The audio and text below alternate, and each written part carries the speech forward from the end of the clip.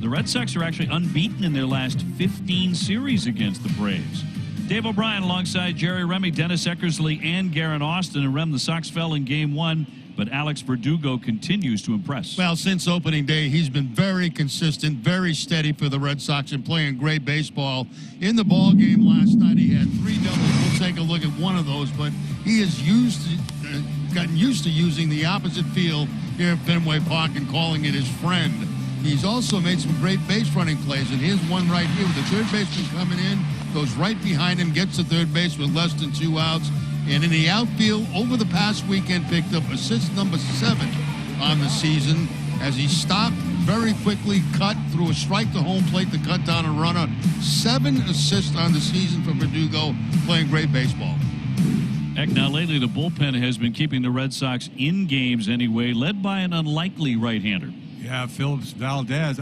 He had a strange inning last night. Strange inning for the Red Sox. Came in with the bases loaded, gave up a bases-clearing triple to Riley. Then he got down to business. He struck out the ball with a changeup, Camargo with the fastball, and Flowers with a changeup. At one point, he threw 12 changeups in a row. Unheard of. But the bullpen has been good. They really have.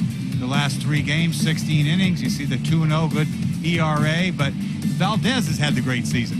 He of the changeup. You see him 1-0, 0.86.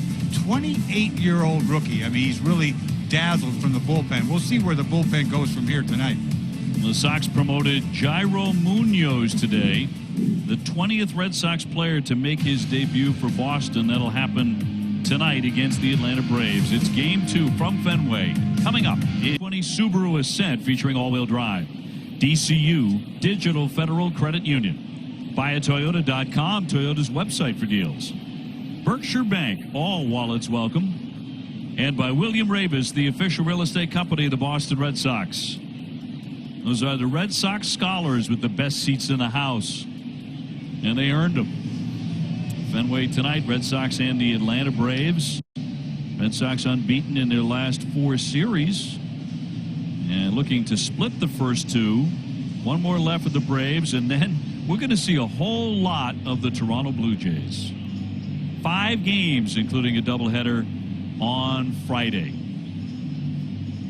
Well, NESN is launching a new way for you to get into the game. Head to NESN.com/predict the game to create your account and answer questions throughout tonight's telecast to compete for $250.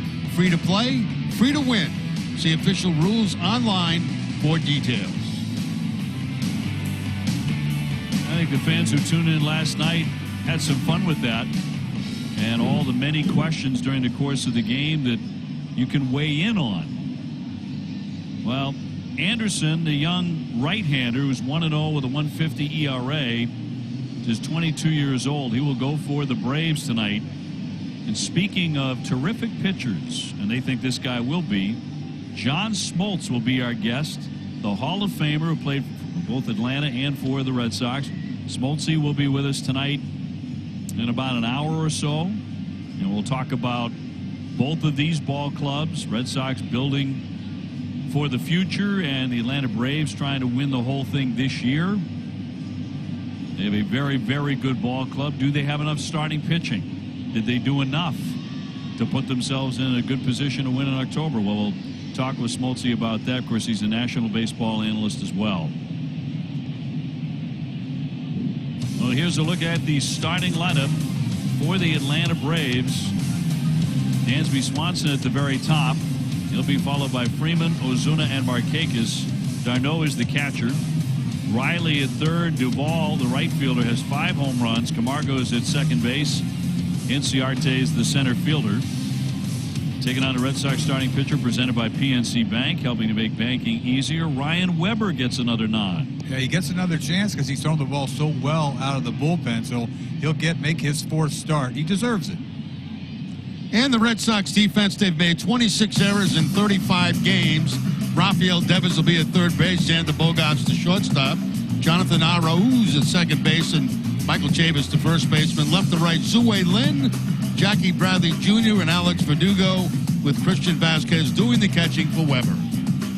Tonight's umpires are brought to you by Toyota's website for deals, buyatoyota.com. The veteran Joe West has the plate. He's the crew chief Wendelstedt, Carapazza, and Shearwater on the bases. We're available as telecast can be heard in Spanish by selecting the SAP button on your TV remote. SAP presented by Toyota. Visit compra2toyota.com to see Toyota deals not seen on TV. Buenas noches, amigos. Another very nice evening for a ball game. 71 degrees, partly cloudy skies at Fenway for Game 2. For the Red Sox, the key seems to be getting at least 5 runs. When the Red Sox score 5 or more, they're 11-6 this year. Can they get that done against the right-hander Ian Anderson? Weber 0-2, ERA right at 6. Got to be interesting for him because he was drafted by and made his big league debut with the Atlanta Braves. Swanson in, we're set to go, and he fouls off the first one. Got to be careful with that first pitch. Atlanta's hacking last night. They were hitting balls hard in the first inning. Yeah, they are a very aggressive group. Swanson's only walked 7 times on the season, so he's up there to swing the bat.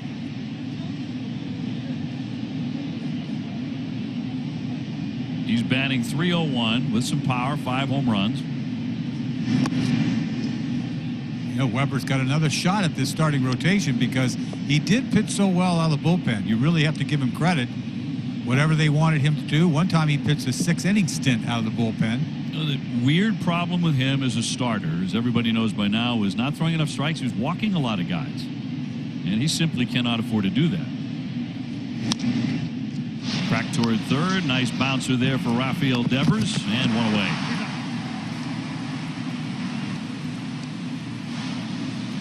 So that's the key for Weber. Soft contact. Yeah, ground ball outs, a lot of them. Freddie Freeman, one of the big stars in the National League. .314, 5 home runs for Freddie. He has hit safely in 14 in a row. 2 singles last night. Friendly Freddie. He is that, isn't he? He is chatty over there at first base. And how do you just like a guy like that? You know, comes up and talks to everybody, smiling, laughing. Looks at the pitcher, says hello. Yeah, talking to the catcher, umpire, smiling. Well, he's hitting .392 in his last 14 games. He has a lot to smile about.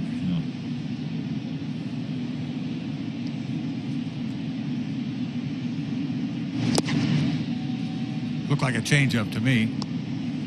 Just guessing. It was.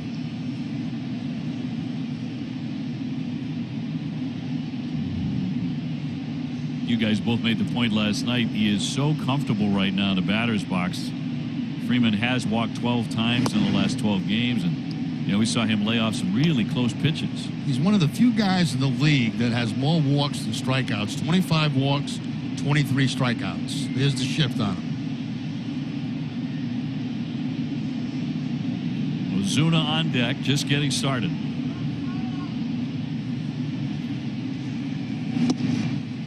Ooh, on the edge, according to Joe West. That way, Joe. Yeah, a little sinker right on the edge.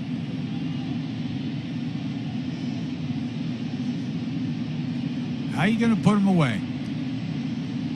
Change up again, maybe? He wants him to throw a curveball in. Something inside. And he hit him. He hit him on the foot. So Freeman will take his base with 1 away. I thought he might go a little two-seamer at him and come back over the inside part of the plate, but just missed badly with this breaking ball, sweeping all the way across off his foot. Right off the right foot, the front foot. He makes his way down to first base, and Ozuna steps in. Everybody's very chatty.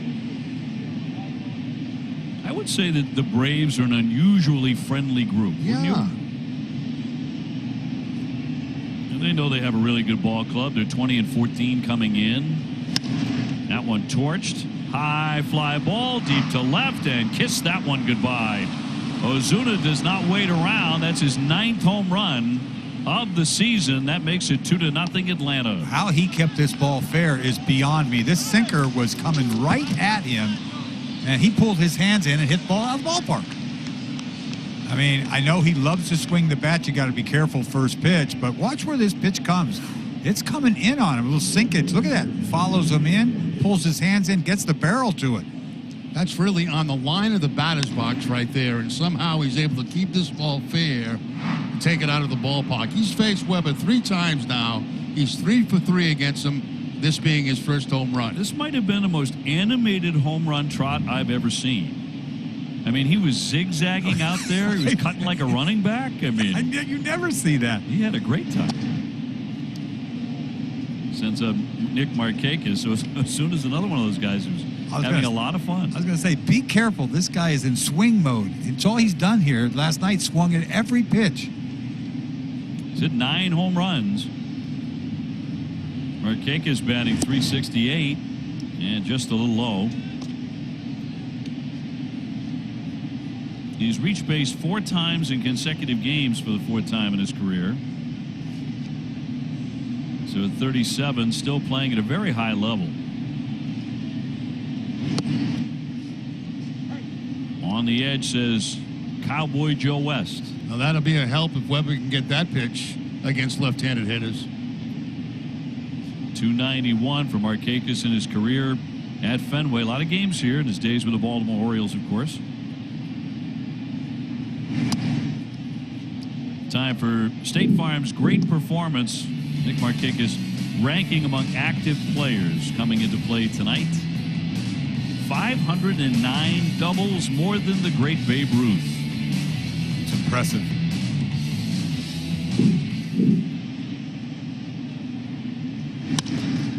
Cracks that one to short, sliding stab. Xander up and gunning, and he got him. Nice stretch 2.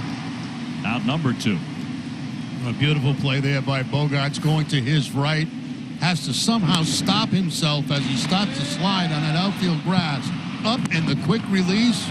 Nice stretch again at first base by Chavis, and they get the out. That is a tough play to make right there, just to stop yourself and get back up. I mean, it's so athletic is what it is.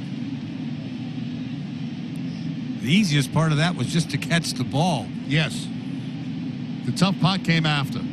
Travis d'Arnaud hitting .308 with 4 home runs. 2-0 Atlanta on the Ozuna blast. I don't know if you guys agree with this, but you know, obviously Valdez, the way he's pitching out of the bullpen, that's been a nice surprise quietly. The season Verdugo is putting together, I don't know if that's noticed outside of Boston or frankly that much even in the city these days, but I think the other thing is Xander Bogaerts defensively has made more good plays so far this season than I can remember in a relatively short window. You know, Dave, I always thought that, you know, he gets overlooked defensively. I really believe that. You know, he's got criticized for some things that I don't think are fair. Line drive, that'll settle down in center field, so d'Arnaud is on. Second hit in the inning off of Weber. You know, he's underrated. I think he really is, and they get because of the metric system has really, you know, killed him. I mean, let's face it, you'd love to have him at shortstop behind you. Absolutely. He makes all the plays. And makes some dazzling plays, too. Yeah, and I don't think anyone's really putting much light on it. If you watch the Sox every night or a lot, you'll notice it, but people don't really talk about his defense at all. Riley smokes that one to center field. Jackie Bradley with no play. That'll be off the wall. Into second base with the double is Riley. And d'Arnaud down to third. That's his 4th double of the season. I'm surprised they held up d'Arnaud. I always thought he was coming around third, but Riley, he has got serious pop. He goes out and drives this ball easily off the top of the center field fence. That was a mislocation. That ball was supposed to be inside. It stays outside, right at the top of the center field wall. And I thought for sure that d'Arnaud was going to be able to score on this, but Jackie gets it in pretty quickly. And at this point right there, they've got to hold him up because it's already to the cutoff man. That was a missile off the center field fence. Yes, it was. So big trouble for Weber here with 2 down. Adam Duvall, another guy who can crush. He's hitting .242 with 5 home runs.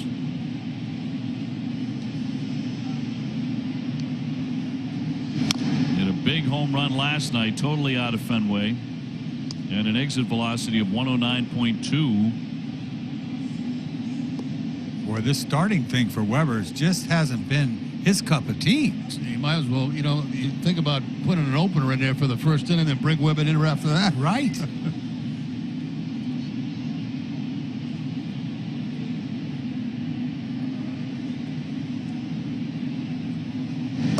1 pitch, sweeping outside. 1 ball, 1 strike on Duvall. Has no feel for his curveball. No, None. not right now. Zero. That's what, 3 of them that Yeah. have just swept way away from those right-handed hitters, and 1 that hit Freeman. It just feels like the Red Sox have been trailing in the first inning like 70% of the time this season. It really is remarkable.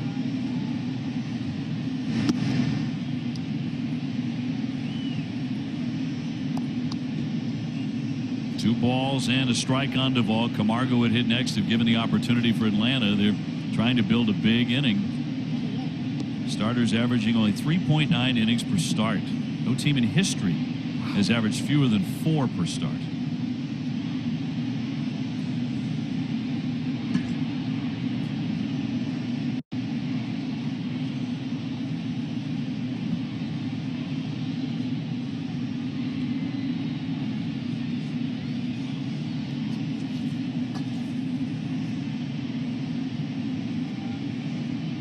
Two-one pitch. Yeah, that breaking ball misses again. 3-1. Yeah, right now he's, one of his weapons, and that's that breaking ball. So now you look, sinker, changeup. That's it. That's it. 2-seamer and the changeup. And both of them come back to you a little bit, unless he can paint the corner outside.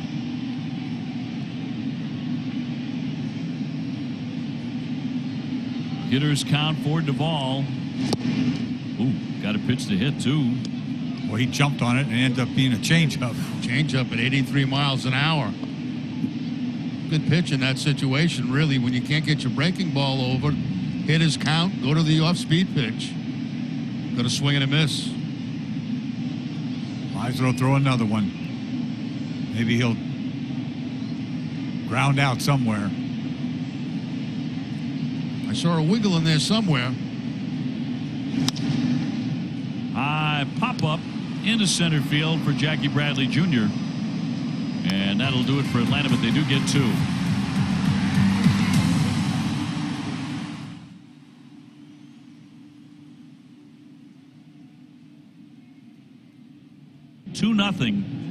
Atlanta has the lead as we go to the bottom half of the first inning. Red Sox lineup brought to you by Toyota's official website for deals, buyatoyota.com. Verdugo, Vasquez, Devers go 1, 2, 3. Bogart sitting right at 300. Chavis is at first base. Jackie Bradley Jr. in center.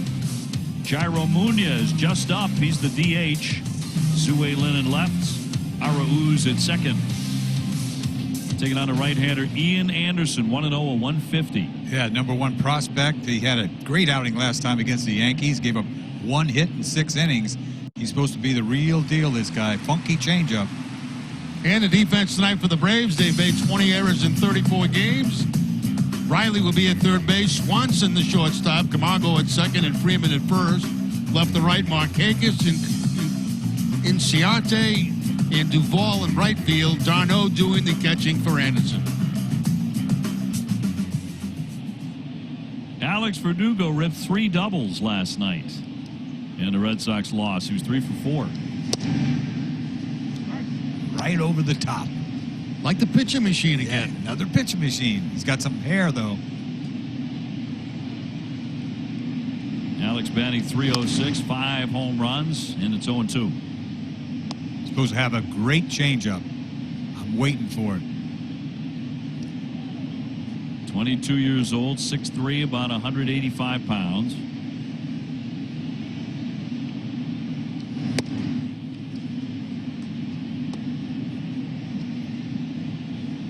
As Zach mentioned, he is the Braves' top pitching prospect. Buried that one. That's a changeup. He throws it hard. 89 miles an hour that time, bouncing it. That thing's right over the top, too. Yes. it just sort of stops. It's not like that turn me over one. That one belted into right field for a base hit, so Verdugo is on with a single. Just keeps on hitting. Once again, a changeup right there, 88 miles an hour. It's a little too hard for me, but bad placement too. Got too much of the plate. Verdugo now with a 5-game hitting streak is 8 for his last 19. As he takes that changeup and puts it in a right field for the base hit. So Verdugo continues to go on and on and on playing good baseball. Leading the Sox in hits, runs, doubles, extra base hits. His confidence is just, just flying. Yeah. Very confident kid. Christian Vasquez, second consecutive ball game batting in that 2 spot. Hitting .255 with 4 home runs. He's looking to get hot again. Now, just watching that delivery from Anderson, I mean, he's a guy that you can run on if you choose to. Verdugo hasn't got a bag yet, does he? He has got 3. He has 3. He got 3? Yeah, has not been caught.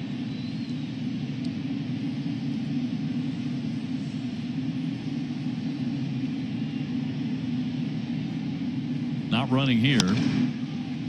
And a fly ball to right field. Routine play for Duvall. 1 man gone with Rafael Devers to swing. Go to NESN.com/predict the game to play. We started this last night, got a great response on it. How many batters will there be in the Braves' next half inning? 3, 4, 5, or 6 or more? I can only give you my hope, and I hope it's 3. We only had 1 of those last night. Yeah. I think. That's our next version of this game. Hope the game. But for right now, this is predict the game. $250 in cash. Raffy 248 with 6 home runs. 1 on and 1 out. He takes one inside in 96. Raphael right back in the swing of it in recent games. He's 6 for his last 10 with 2 home runs.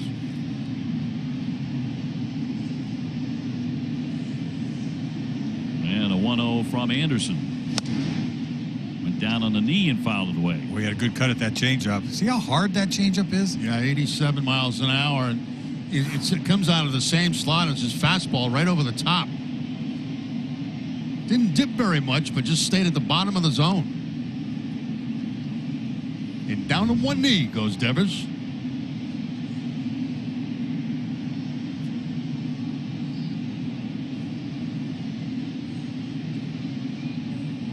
One to Raphael. Runner holding. Fastball there. I think of great changeups from Atlanta Braves. I think of Maddox. I think of Tom Glavine. Yes. Tom Glavine would throw that changeup on any count for a strike. Yeah, Smoltz had a split finger. He didn't have a changeup, I think. Well, we'll ask him when he comes on if he ever messed around with it. This kid's got some carry on his fastball. It's almost like that backspin because he's right over the top, pulling it.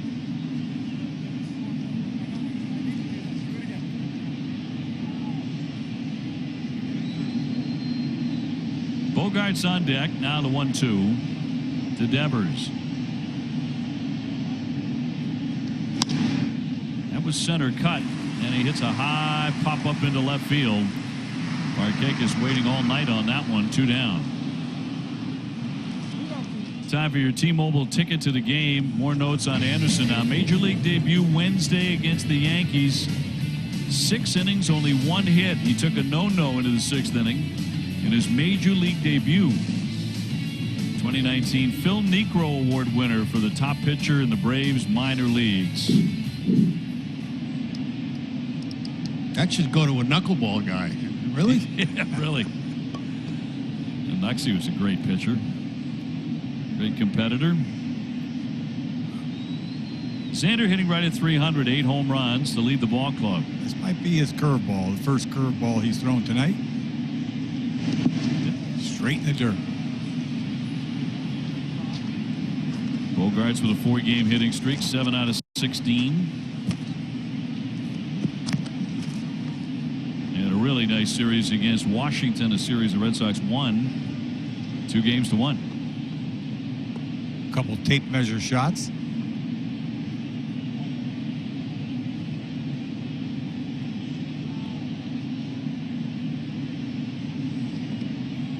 Back-to-back hooks here, you see.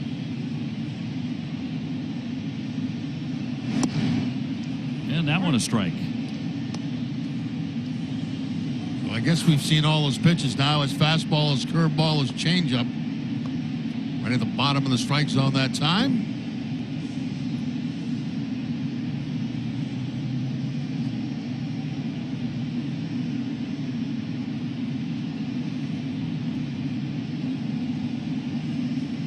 Verdugo with a pretty short lead over there at first. Not running. Wow. It's a disappearing changeup. Yeah, that one really had Bogarts fooled.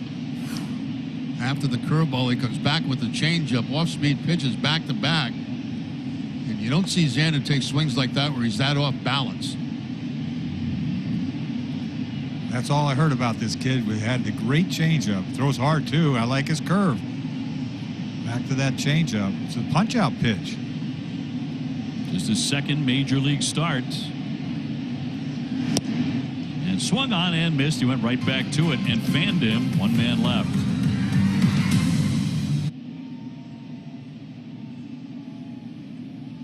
Tomorrow at 7, don't miss Red Sox Game Day Live, presented by DCU. We'll preview the series finale between the Red Sox and the Braves. DCU, Digital Federal Credit Union. Every time I see a moon like that, I think of the Honeymooners. Remember that show? Sure. Ralph. That was in the credits. Ralph Cramden. Yeah. And Alice. Camargo leading off here in the second inning. To the moon, Alice. I love me some Jackie Gleason. I thought he was funny as heck. We are all dating ourselves. Really, that's a 50s. Bounding ball and the scoop there by Chavis. He'll take it himself. One fast out for Weber. Now, manager Ron Renicky said today when he was asked about Andrew Benintendi and if he would return or not in 2020, Ron said only it's a possibility. Yeah, it didn't sound too promising, did it? No. Still having difficulty going from side to side. Painful injury, very painful injury. I can't even imagine what it would be like trying to swing a bat. I think we knew when it happened he wasn't coming back. Yeah, such a short time left, too. That's right, because it's not only about, a month to go, less than a month in the season. He's got to get in and hit. And he get all fired up to what? Come back and play a game? I mean, really. Inciarte hitting 188. Weber trying to bounce back. He was roughed up in the first inning. Allowed a 2-run homer to Ozuna and 2 other hits.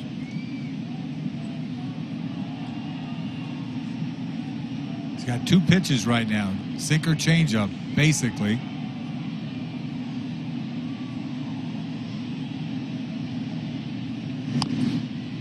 Little nubber here, right back to the pitcher. He'll gun on to get him, and 2 up, 2 down. Our predictive question: will Michael Chavis get a hit in the next half inning? That's a yes or no. He's going to lead things off against Anderson in the bottom of the second. I'm 1 out away from winning this inning. I just probably jinxed him, but I picked 3 batters this inning for the Atlanta Braves. So you're playing as I'm playing as I go along, but I can't win the money. Can't win. No. You can't help yourself. Swanson is 0 for 1. He's rolled to third.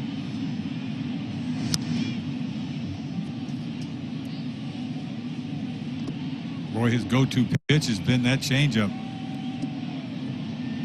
We've been talking about a lot of changeups, haven't we? Every night. Everybody's got to change. Every night. We've gone crazy last night with 12 in a row. I've never seen that before in my life. Phillips Valdez, if you weren't with us last night, at one point threw 12 consecutive changeups. Here's another one. That one driven, headed for the wall. That's off the monster, right back to Lynn. Swanson looking for 2, and it gets away from Arauz. They had a shot at him. Swanson fortunate to be in there at second base because the throw beat him. Zue Lin played that absolutely perfectly off the wall, and I thought as soon as he got it, there's no way Swanson's going to be safe at second. The throw beat him big time. Arauz just doesn't catch the ball. That's the second time in 2 nights it's happened to him at second base. And a collision. Swanson said he was okay. It's never easy as a second baseman to spin and pick up the runner, but you got to catch the ball first, and then you spin around and you try to figure out where the runner is and apply the tag. Well, you're right. He had an issue with that last night. He did. That's 2 nights in a row. Here's Freeman. He was hit by a pitch on the foot in the first inning.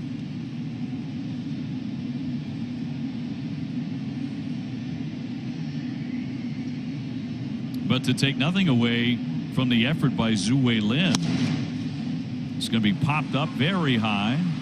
Arauz will make the catch, and that'll do it. Atlanta will strand one.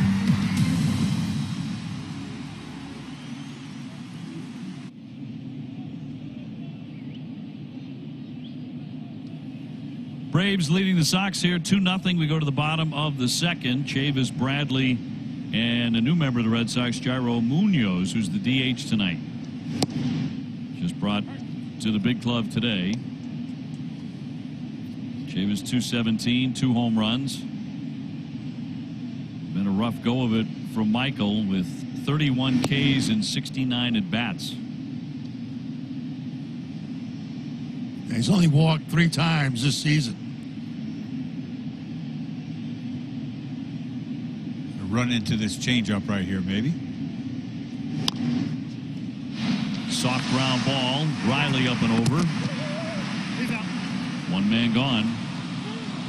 And for more on Ian Anderson, the right-hander for Atlanta, let's toss it to Garrett Austin. Well, Obi, it has been quite a week for Ian Anderson. He made his major league debut in New York, and now he's pitching at Fenway Park. Now, Anderson is originally from New York, but he grew up a die-hard Sox fan, and I mean die-hard.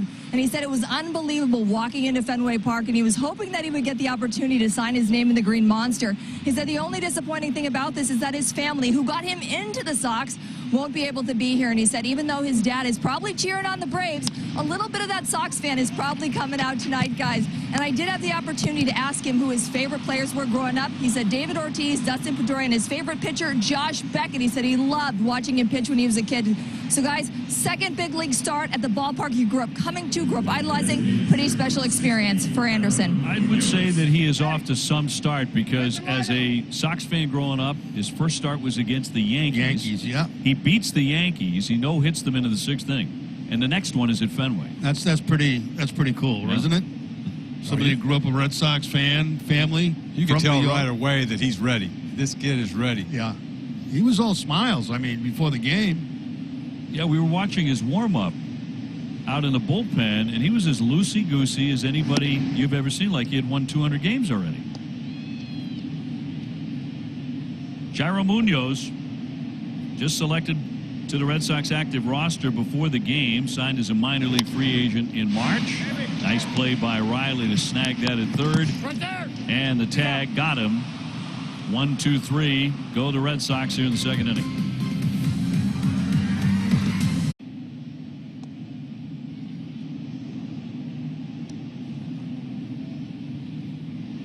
Now the Braves with a 2-0 lead.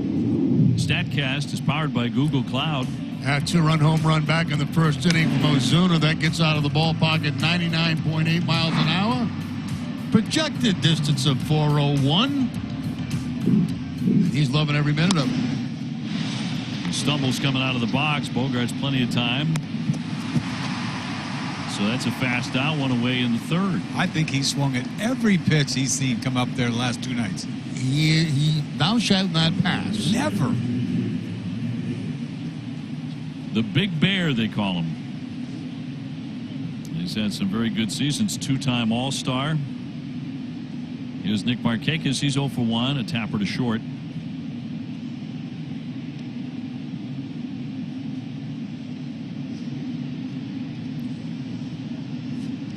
Nick originally did not want to play. He opted out because of concerns about COVID-19 after talking with Freddie Freeman, who had it, was very ill, Then he changed his mind, came back. And his first game, he crushed a walk-off home run.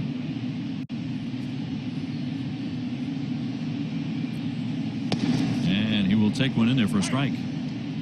Little cutter upstairs.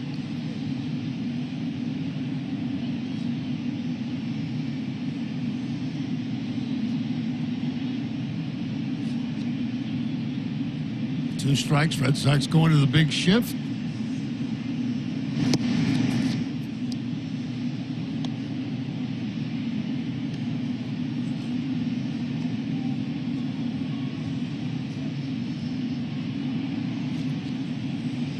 His next double will tie Ricky Henderson for 57th on the all-time list at 510. One of old teammates, the great Ricky Henderson. And 1-2. Big pitch to strike him out. Markakis swings and misses, strike 3. There's that breaking ball right there that he's having trouble getting over the plate. That was not a strike, but chased by Markakis. At least he gets an out on that pitch. He still hasn't been able to really control it the way he would like it. But that time, good results. Our predictive question: what will Alex Verdugo do in his next plate appearance? And coming up, will he walk, single, double, homer, or something else? He will be the third batter up for Boston. 2 down, and the base is empty here for Atlanta. Darno 1 for 1 with a single. High fly, that one headed toward the pesky pole, and that one will be short of it. Verdugo racing over to give it a good look. What a great year this guy had, Darno, last year. Tampa Bay Rays. Been around a long time. Came over in that Syndergaard trade from him and Syndergaard from Toronto for the knuckleballer. Who's the knuckleballer with the Mets that won the Cy Young? Dickey. Yeah, R.E. Dickey. 1-1. Picked off by Devers. He'll spin, fire, close, and he got him. Good inning for Weber. He gets him 1-2-3. Don't miss WB Mason Extra Innings Live right after the game. TC, Jim, and Steve will break down the game. You'll hear from Ryan Weber and Ron Renicky, Boob at WB Mason. Dave O'Brien alongside Jerry Remy and Dennis Eckersley. Garen Austin live from Fenway Park tonight. Ian Anderson into his third frame. So far he's allowed the Red Sox just as many hits as he gave up to the Yankees in his Major League debut over 6 innings. 1. And that was to the red-hot Alex Verdugo. First batter he faced, and Verdugo will bat third in this inning. Zue Lin to lead things off, hitting $130. Same 2 clubs tomorrow evening at 7:30. And we'll finish it up against the Braves until we see them again the last few games of the season. Yeah, final 3 against the Braves in Atlanta. I'm a big fan of the new ballpark. They did a great job on it. I haven't been there yet. I've been there either. I didn't see it last year. You'll both enjoy it a lot. Very convenient, very comfortable, and brand spanking new. I actually saw it before it was complete because I asked a cab driver to take me to the ballpark, and he took me to the constructed ballpark. I said, no, this is now we're going to have a game tonight. Base hit for Lynn. Haven't we all had one of those? You do it in New York. You know, say, take me to the ballpark. Yeah. You want to go to Yankee Stadium, you wind up. Shea. Yeah. Or Citi Field now. Citi Field now. I've had them take me to Old Shea. We didn't. I had no idea where we were. We were on a whole different side of where the old ballpark was. But it's bad traffic, so I've heard. Yeah, it wasn't much traffic when I went out there, but getting to the other park there was. Atlanta is in the top 3 as far as worst traffic in the country. We can ask Smoltzy about that when we have him on in a few minutes, but I'm sure he will concur. It's just terrible. Arauz at 279. No home runs yet for Jonathan. Great to have you with us tonight. Our Duncan behind the scenes. I'm looking forward to chatting with John Smoltz about, because he played for both of these teams and some of the new rules in baseball, and he does, national games, so I'm sure he's got a lot of opinions on it. For example, the doubleheader, each game goes only 7, the DH in both leagues. I wonder if he likes that. I think he's involved anyway. I mean, with Major League Baseball, like the committee that they have that talk about all this, that's why he's in the know, really. Yeah, don't steal my question. I'm not going to. Not going to. It's like, we'll let you take it that way. You can go any way you want with that. That's fine. I am interested to hear his response. And whether or not that DH will stick in the National League. Because he liked to swing the bat. He likes to swing the golf club. That's for sure. He's pretty good, too. Down to second, Lynn. Arauz grounds out. And so, with one away, here comes Verdugo.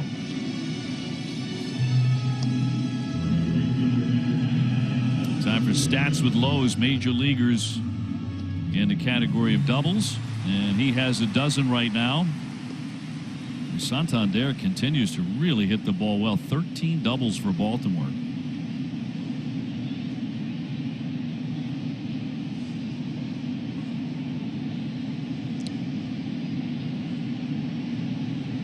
Verdugo a single in the first off of Ian Anderson.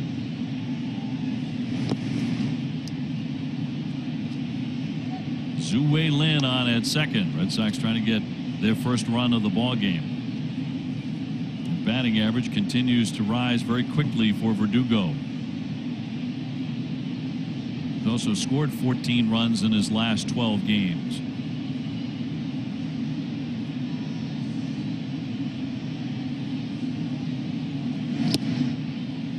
Downstairs for a ball. 2-0. Jerry mentioned that Verdugo has 7 outfield assists. That's number 1 in the big leagues. 26 teams have fewer than 7 outfield assists. Yeah, 7's a good season. Yeah.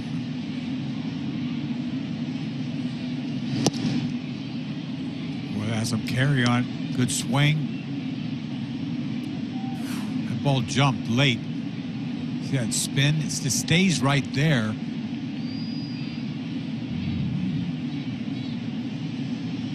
I'd like to know what his spin rate is on that fastball. It's different.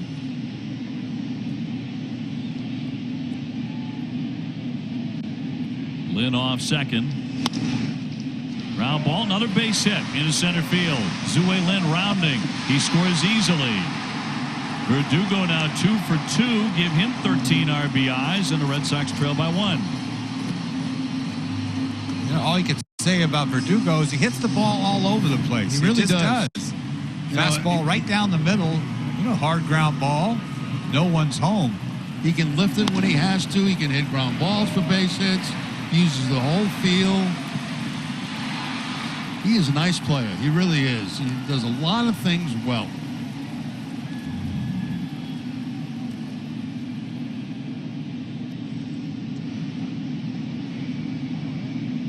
So he's aboard for Vasquez, who's 0 for 1 with a fly to right.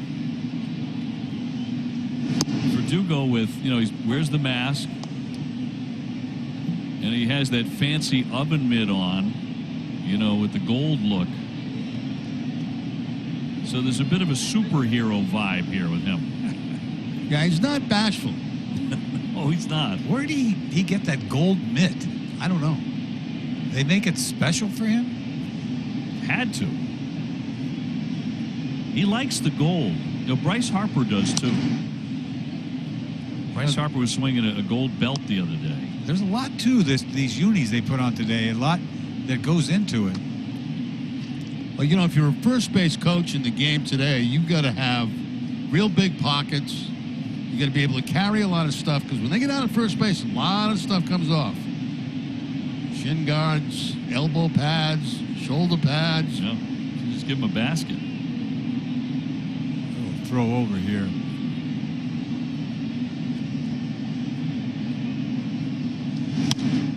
And he punches that one foul.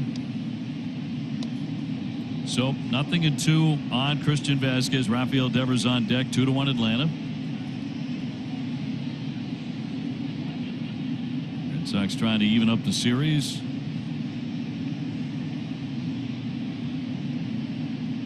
Now, when the series began, the interleague series between the Sox and the Braves, it usually went Atlanta's way. For a long time it did at the very top of it.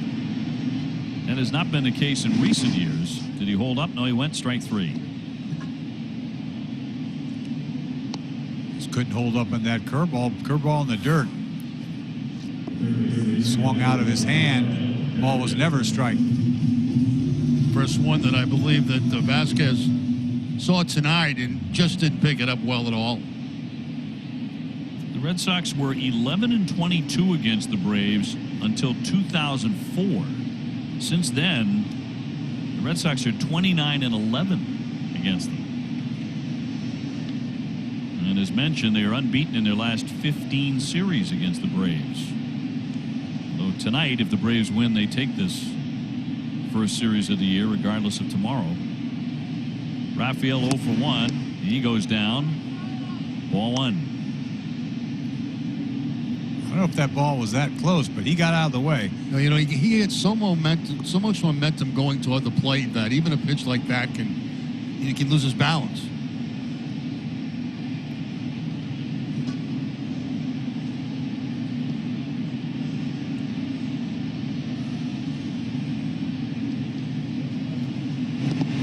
Bounce up there, and a runner will advance. Verdugo quickly into second base on the wild pitch. So Red Sox with an opportunity to tie it up. Darno had no chance with this curveball. Kicked off his shoulder. Bounced about 6 feet in front of the plate. And then carried off toward the third base dugout. So Verdugo gets himself in scoring position.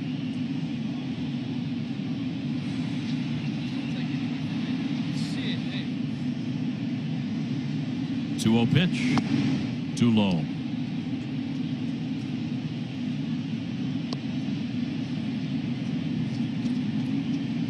Seven hits, his last 15 at bats with men in scoring position. I'd give Devers the green light here. I wouldn't throw him a strike.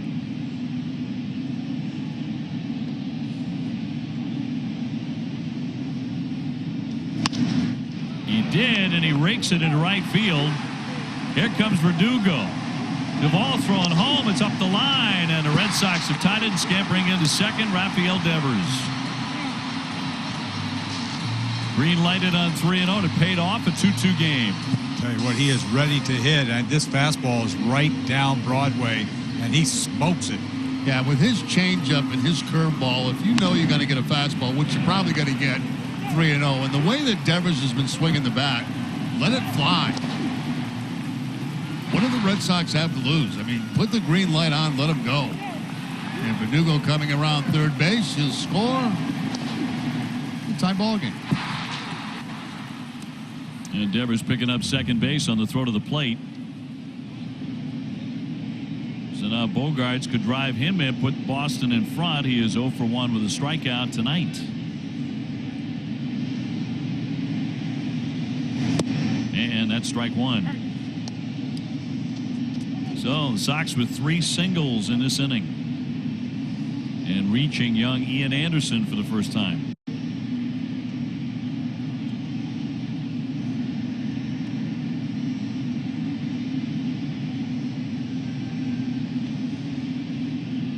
Two game.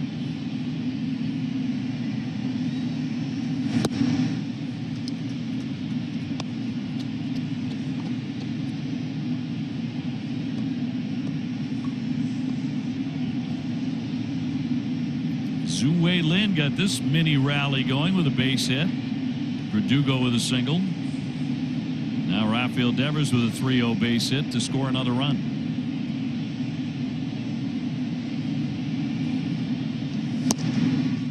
96, but a misfire, and it's 2-1.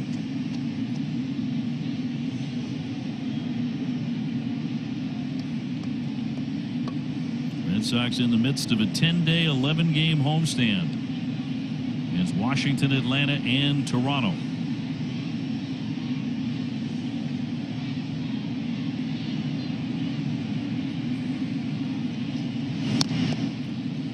got a piece of it. 2-2 on Xander.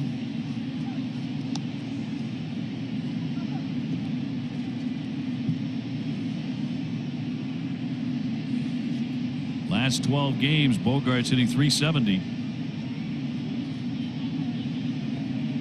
Seeing the ball very well as of late. So is Devers. Certainly Verdugo is. Got him with a changeup last time. He swung through it. See if he does it again. Anderson with a 2-2. He did. He did. Same pitch. Struck him outside. Retired, but the Red Sox tie it.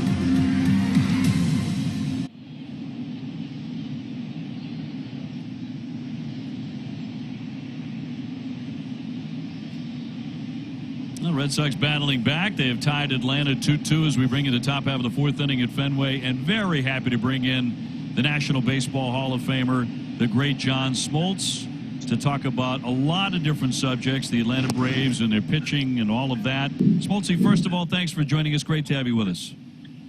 My pleasure, guys. I'm glad things are still trucking along, with baseball. Only, one team has had to cancel some games, so I'm glad to see we're still in the mix of it. Yeah. I wanted to ask you about that too, Smoltzy, and how you would have dealt with pitching with no fans in the stands.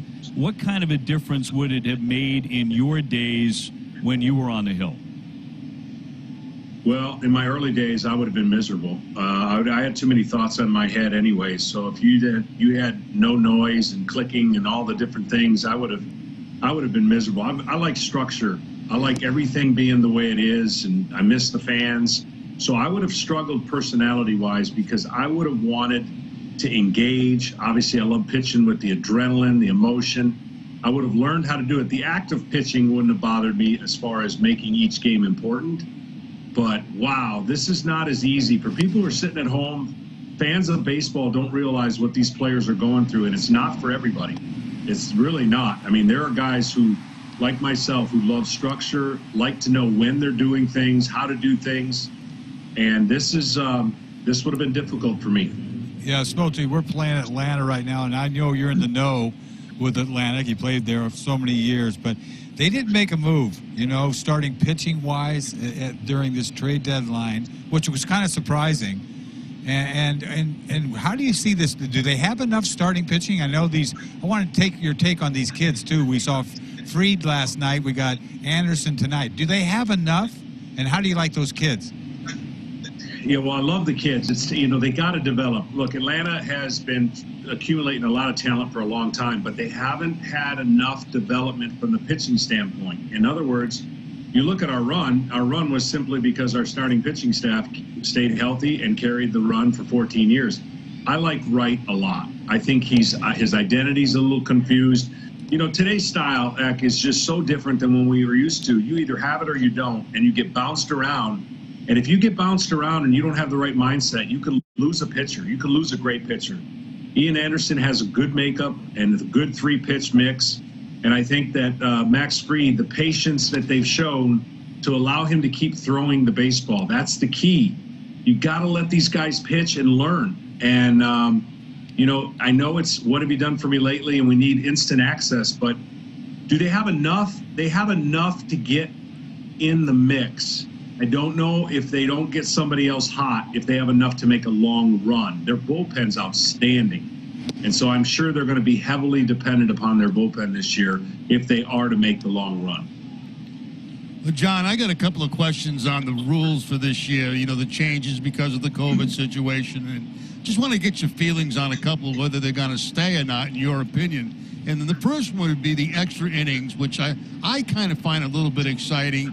And the other one, I'm not sure how you feel about it, but the DH. Yeah, I think both are going to stay. I like the extra innings a lot. I didn't think about it until I had to do the World Baseball Classic and saw what that promoted. It was a little different situation than what we have. But look, this is my take on extra innings. Extra innings in the postseason are going to be normal. There's not going to be this rule, so it's going to be all hands off, and you could play 23 innings if you had to. But in the regular season, it's a team record. It just ruins your roster. Young kid pitches 4 innings, bows his neck, and then gets sent down the next day. And I think for the opportunity to have strategy and to have a little more opportunity to create runs, I think that's where extra innings is going to be great. When extra innings happens in a regular season, everybody tries to end it with a home run. That's why the games go so long. It's pop-up strikeouts, and the games go 15, 16 innings. So I love that part. It's time we get a universal rule unless we get away with interleague. I like competitive balance, and there's so much unknown when you're not playing the same team. So I like the DH, even though I'm a National League guy. Small, you are. Absolutely. Even though we loved you here in the American League, as brief as that was with the Red Sox, I know you had a fun time with the boss. Thanks for joining us, Smoltzy. Good luck, whatever you're doing tomorrow, but I know it'll be on the golf course at some point. So, yeah, eventually. Best of luck to you. Thanks, John. Appreciate it very much.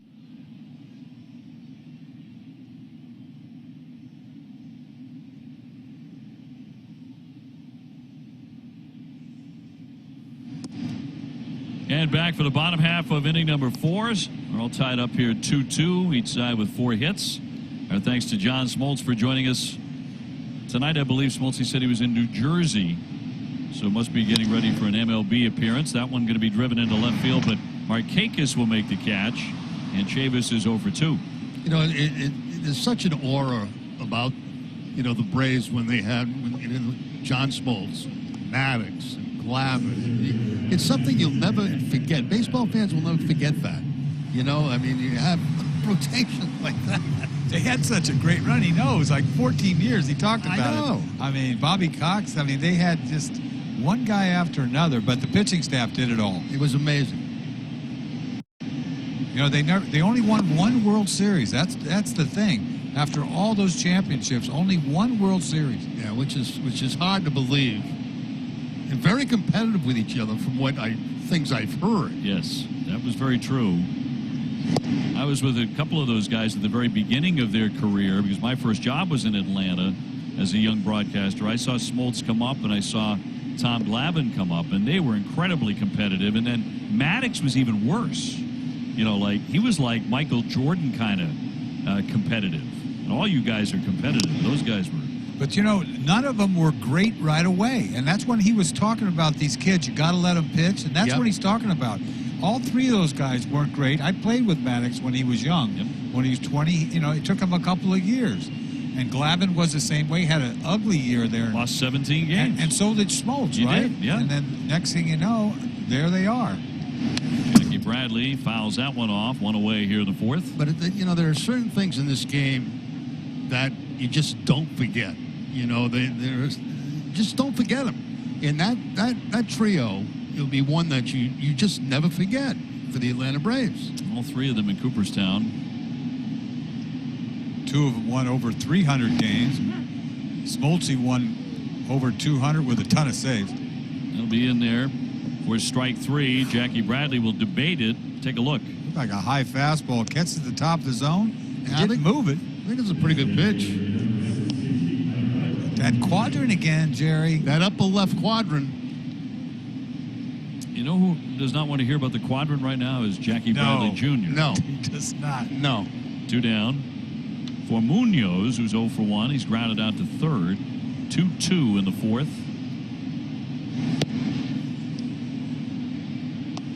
But developing pitching is the key to success.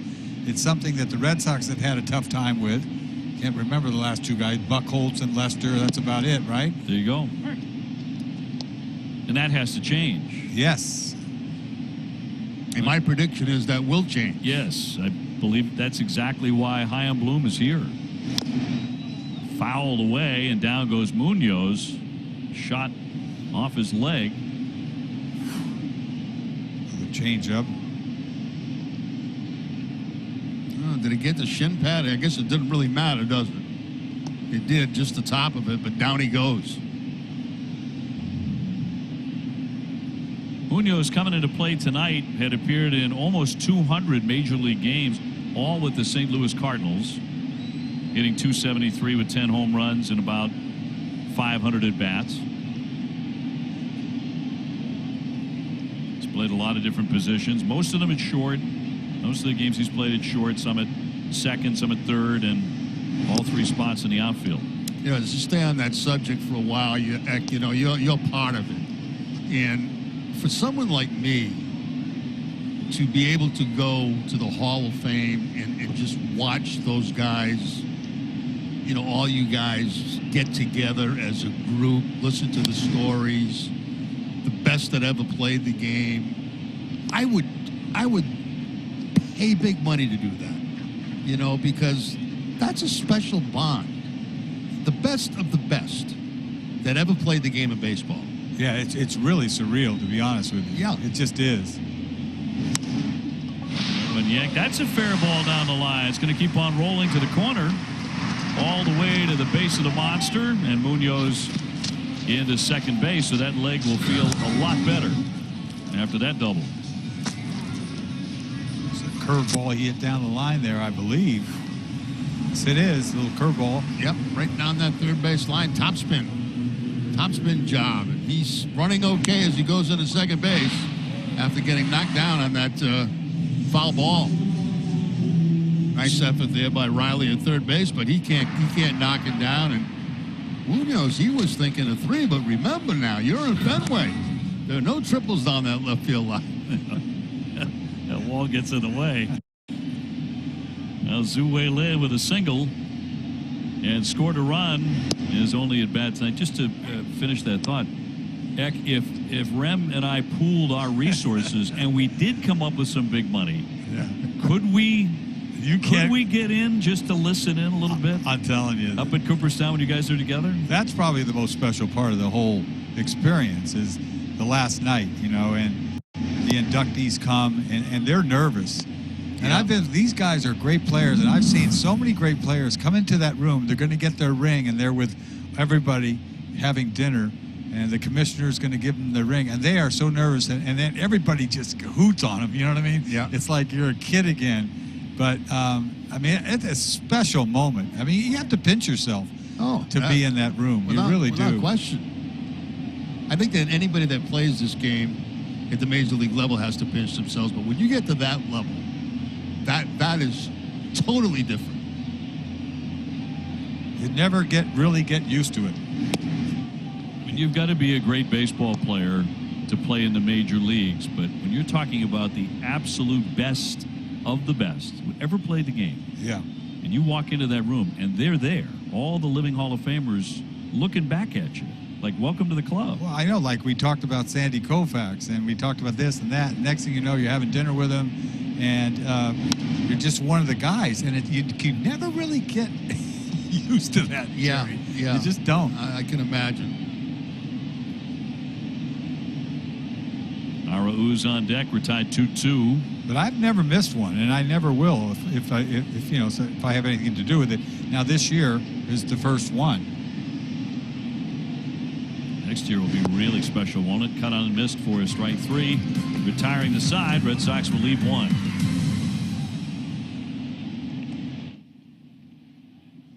Last night to the same point in the game, top of the 5th inning here, we're tied 2-2. The call to the bullpen presented by your New England Ford dealers.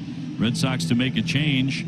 Josh Taylor, who struck out 2, walked 1 in a scoreless 7th inning to get a hold Sunday against Washington.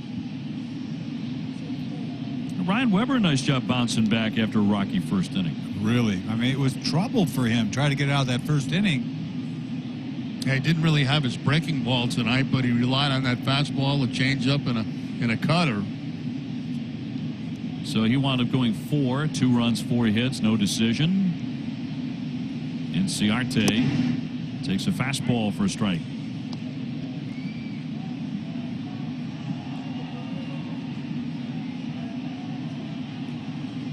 Red Sox and the Braves finish up the series tomorrow night. And then the Sox and the Toronto Blue Jays will play for about a month. Going to feel that way, maybe. I mean, 5 games, a lot of games, including the doubleheader on Friday. Yeah, I hear a lot of the Blue Jays are buying condos here in the city. Renting space. Settle in. What a year for them. But they're making it. They're going at it. They just traded for, what, 3 starting pitchers recently? Yeah, yes. And Toronto's really interesting to me because obviously they have the terrific young talent, but now they went for starting pitching. They're 3 games over 500. They're right behind the Yankees. They're one game behind the Yankees, who are in second place. I don't know if anyone's going to beat Tampa Bay. Tampa Bay's playing incredibly with so many pitching injuries. They are 25-11. Tampa Bay Rays are. And they've played the Yankees as good as they've played us. They're 7-1 against the Yankees. Here's our predict the game question. What will Vasquez do in his next plate appearance? He will be the number 3 batter up for the Sox in the bottom of the 5th. Poke that one down the line, foul. I know there are fans who are watching the Sox these days playing in empty Fenway Park. And when the ball goes into their section where they would be sitting, they're like, oh, man, that's mine. I've been waiting years for this. I've been waiting a lifetime for this. And no dice. You know they're out there. Up the middle, but so is Xander Bogaerts. He fires on to get him. One away. Fenway Park isn't the same without our fans, especially our loyal season ticket holders. Our season ticket holder of the game is Brian Donahue from Jamaica Plain, Mass. A season ticket holder since 2003. Now, Brian is celebrating his 80th birthday today. Wow. Happy birthday, Brian. And for over 50 years, a Red Sox fan. You talk about an investment of a lifetime. Here's Swanson. He has doubled, and he's also rounded out.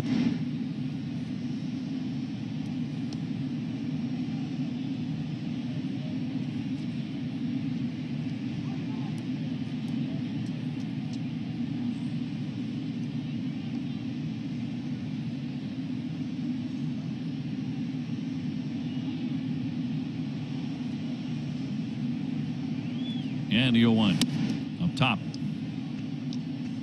Freeman on deck. See Swanson hitting out of the leadoff spot. Probably an all-star shortstop, but we just saw Turner come in here, and that was impressive, wasn't it? Talk about all-star shortstops. Trey Turner. Was he on fire? Woo. He's the real deal. So is this kid. Yes, he is. Hard hit right to Devers. Rafael on target. 2 up, 2 down. The pocket schedule presented by GMC. The doubleheader against Toronto begins at 4 o'clock on Friday for game 1, finishing up on Sunday at 1:30, and then after a day off, another doubleheader for the Sox. This one at Philly at 4 and 7. And of course, this year doubleheaders go. Each game goes 7 innings. Red Sox, unlike most teams in the big leagues, have not played one yet, but about to play a couple very quickly. Yeah, the Red Sox have been actually very, very fortunate with their schedule so far. Yeah, incredibly. So many clubs have lost games to COVID-19. Major League Baseball announcing the A's-Mariners 3-game series schedule to begin tonight postponed out of an abundance of caution following a positive test for COVID-19 in the A's organization. So they're going to double up a lot. That's going to be almost a week for them not playing. Yes. A couple of doubleheaders to come. Freeman has been hit by a pitch. He's also popped up to second. It's like a little more buzz to the fastball from Taylor here in this ball game tonight.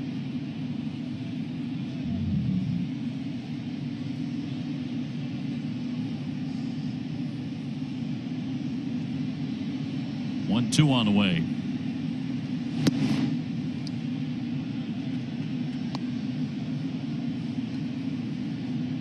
Famous story on Freddie Freeman during the winter of 2014 in a storm in Atlanta. He was stuck in a traffic jam, wasn't moving. He was stuck for hours until Chipper Jones arrived on his ATV and rescued him. They'll roll that one foul. How do you do that? You know, he's stuck somewhere, and he gets Chipper to go get his four-wheel drive. How are you going to get in there? I don't get it. Go through the woods or something?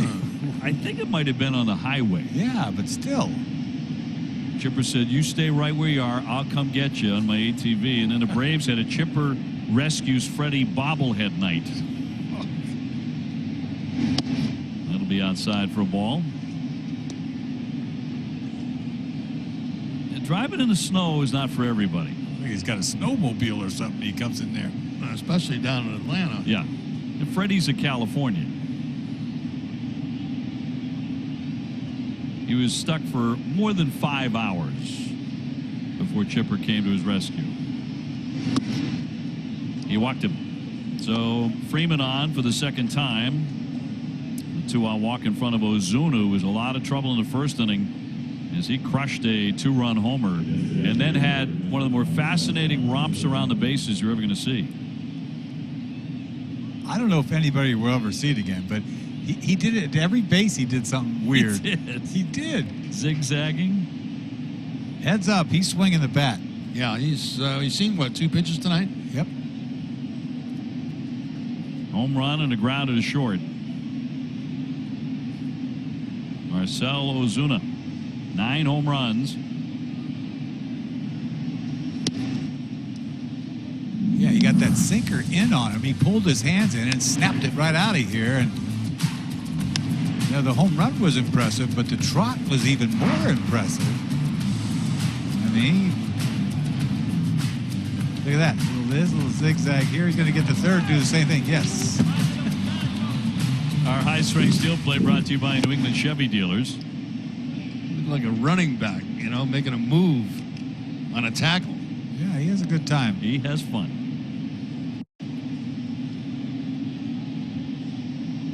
Freeman on at first, tied up 2-2 with 2 down.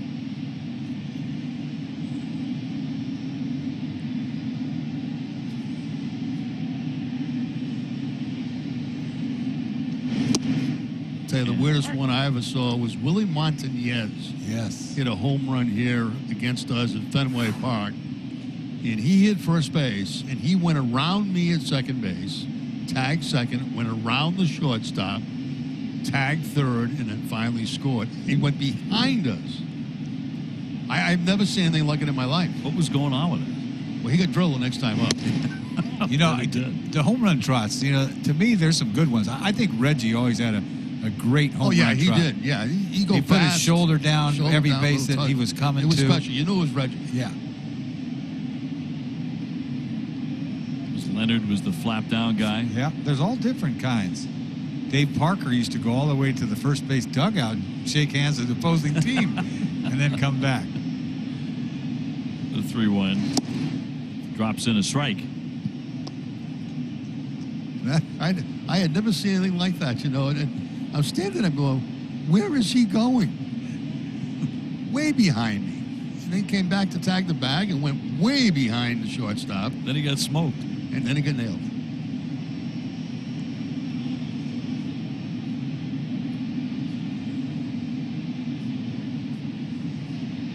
Taylor trying to come all the way back to get him. And got him at 93.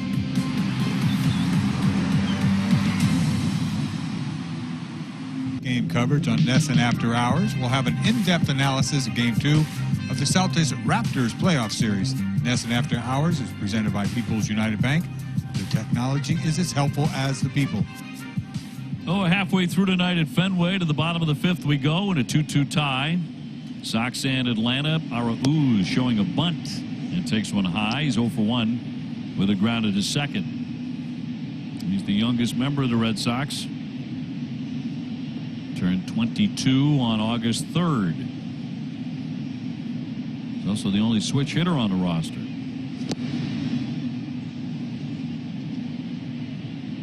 Robert Stock up and throwing in the Red Sox bullpen. He threw good last night. He had a good inning. Yeah, he was touching 98.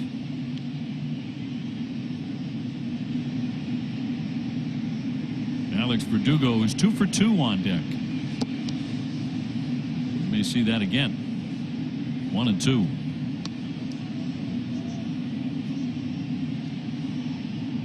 Verdugo really cooking with the bat. 2 more hits tonight after 3 doubles last night. Right now the hottest hitter on the Red Sox. Yeah, 3 curveballs in a row.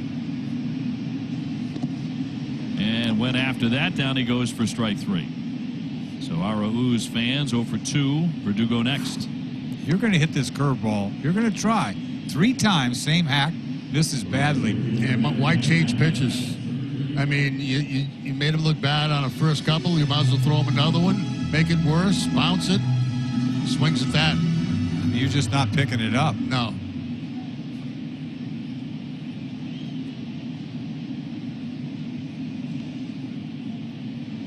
Verdugo has an RBI, and he has scored a run tonight along with the 2 knocks. Braves front runners in the NL East with a 20-14 record, 3-game lead on Miami and Philadelphia. Are you both surprised the Marlins are still hanging around? I am. A little bit.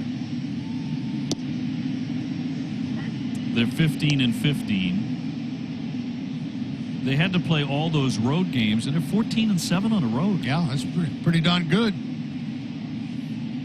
We play them in Miami, right? That's where we play them. Yes. Not here. Not that it matters. Well, at home, they're 1-8. Maybe it does matter. I'm talking about for us. Yeah, exactly. It's September 15, 16, and 17. Bounding ball to second. Camargo up and over. 2 down. And Vasquez, the next man in.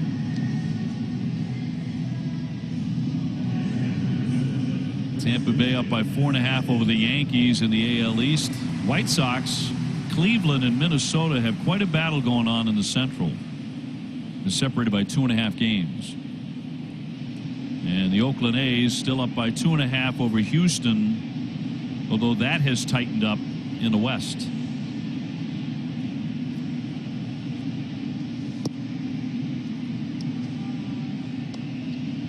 Happiest team in baseball that there are no fans in the ballparks, the Houston Astros. Might be low. 1-0. He did go, said Joe West. 1 ball, 1 strike. We struck him out last time up on a pitch that wasn't even close, a curveball. This one's at least inside a little bit. The other one was not even close. Funny swings at that curveball. Comes out of that same arm slot with the fastball, curveball, changeup. Throwing it again. Well, that's a swinging bunt practically. You're going to let that roll, but it dies in the grass for a base hit, so Vasquez is on. Boy, that is a beautiful thing. That's just when you knock one down there like that, it's like, oh yes. All you're hoping is it doesn't hit the dirt and then roll foul. Little tap. Oh, look at this. I'm going to beat it out. And I got myself a knock. Yep. Looking at it all the way down there, too, to make sure it doesn't go foul. He enjoyed every step of that. Infield hit. So it gets the inning to Devers, who's 1 for 2 with an RBI single. Nice stop there by d'Arnaud. Raphael, 252, 6 home runs. Been an up and down season for him for sure.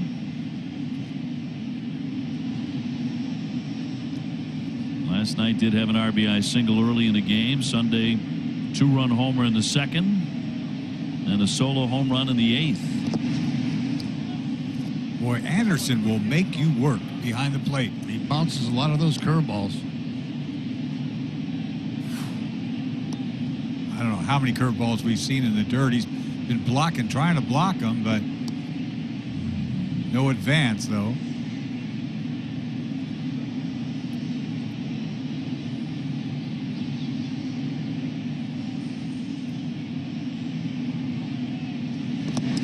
Boy, another one. That one gets away, and that'll easily advance Vasquez to second. Another pitch in the dirt. A 3-0 count here to Devers, just like last time up.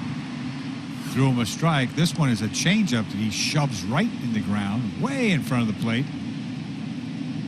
I'd give him a green light again, but I'm not sure he's going to see a fastball on the 3-0 count. I wouldn't have thrown him a strike last time up either. Hit a bullet into right field. And it drove in a run. 2 down. Go ahead run at second for Boston. And ball 4. Raphael is on first and second. You know, last time up for Devers, he had that 3-0 count and got himself a fastball with driving a run. That's the hardest ball he's hit all season long. 114 miles per hour, 0.5. We've seen some hard hit balls on the ground and yes, in the seats too. Yep. I mean, for me, it's not as impressive. We got to get it in the air. Get it in the air. Hit it 450. I mean, I know it's a hard hit ball, but that part's impressive, the velocity, but still, it's the carry on it that really blows you away when a guy hits one that hard. If I hit a ground ball that hard, I'd be very impressed with myself. As Bogarts, he has struck out 2 times. If you could hit a ball that hard, you would have left the stadium a lot too. A few times, yeah. So Xander with an opportunity to put the Sox in the lead here in the last half of the 5th inning, and he'll tap that one foul for strike 1. Xander to this point, 2 strikeouts, just has not looked comfortable at all against Anderson.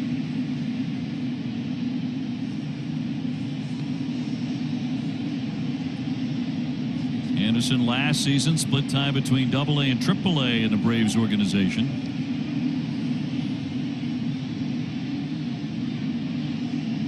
He was 4th in the minor leagues overall in strikeouts. He actually tossed a combined no-hitter as well.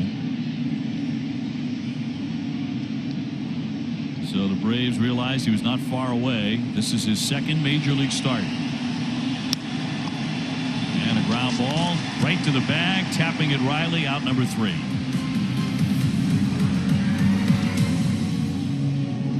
This Red Sox game at 12:30 a.m. on Sox and 2, brought to you by Bigelow Tea, the official hot tea of the Red Sox. 2-2 as we take it to the top half of the 6th inning at Fenway. Robert Stock to make his 2nd consecutive appearance. He tossed a scoreless 7th inning last night with a couple of strikeouts. Following Josh Taylor, Ryan Weber went the first 4, so he got another start tonight. 2 runs, 4 hits, gave up both of those runs in the 1st inning, settled down after that. It'll be Markakis, Darno, and Riley here for Atlanta. Markakis still holds the major league record for consecutive errorless games by an outfielder. 398 in a row. Won a Gold Glove 3 times.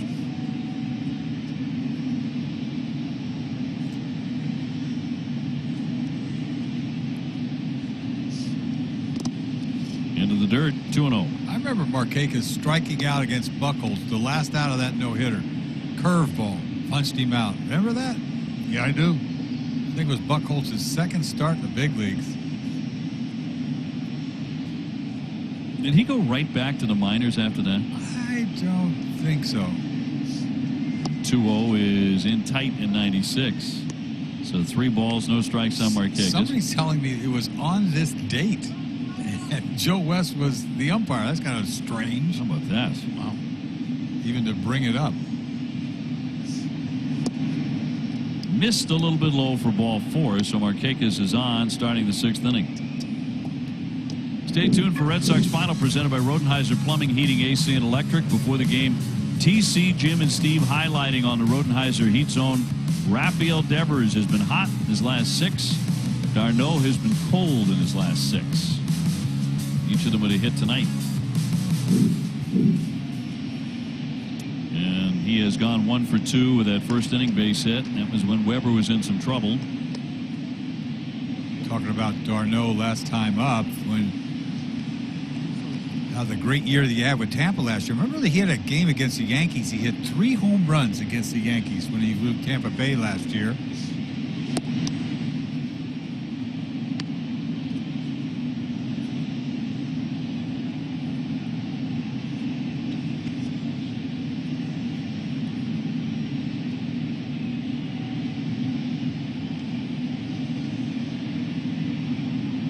Markakis on. And the 0-1.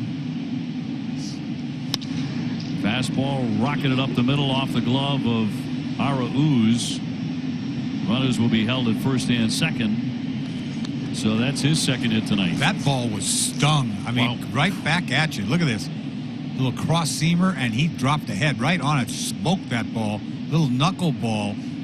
That ball is hot, looking to get picked. The ball's in the air, came off his glove. That ball hit so hard that Arauz at second base, once he reacted, couldn't get the glove there in time. That's how hard that ball was hit. When you pitch like that and have to duck, No time for our predictive question now. Will Jackie Bradley Jr. reach base in the next half inning? Yes or no?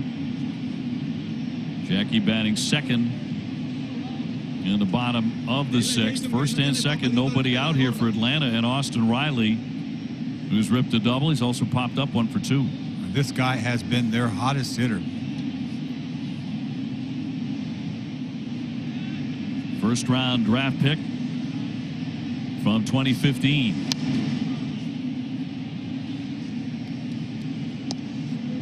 Boy, that thing hung too bad. It didn't break. Luckily. If it did break a little bit more, it might have been gone. I'm telling you.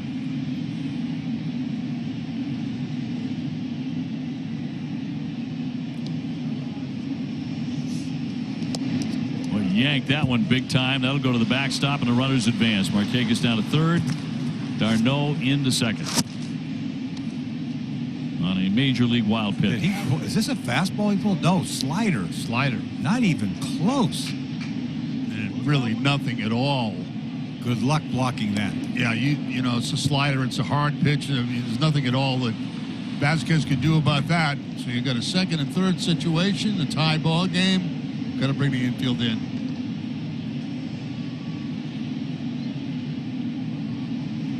One to Riley. Hit sharply, and that one into right field for a hit. Markakis in to score. D'Arnaud will pull up at third base. So Riley, who did so much damage last night, is at it again, and he's put Atlanta in front 3-2. Yeah, Riley rifled that ball. That ball was hit hard, too. Yeah, there have been a couple of bullets in this inning. The one back up the middle. Now this one down at first base. Hits it where it's pitched. The outside part of the plate, just goes with it that way. You can see how far Chavis is off the bag at first base. He had no chance at it. And that was hit so hard, you can only score one run on it. Right. Last night, he got that ball up there, almost a grand slam on a ball, fastball away that he hit off the top of the right field fence. Yes.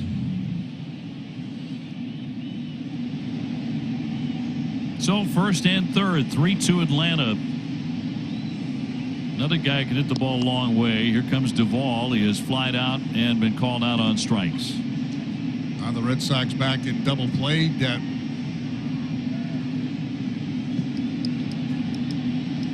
Well, this is around the time Atlanta opened it up last night.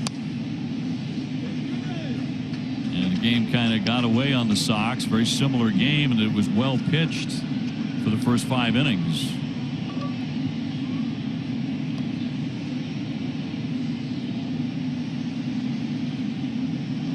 They've had some good swings at that fastball.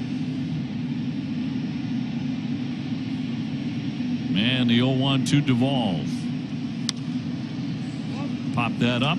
On the move, Vasquez. They'll keep on drifting and out of play. The ball was a hanger, too. Austin Bryce is active in the Sox bullpen.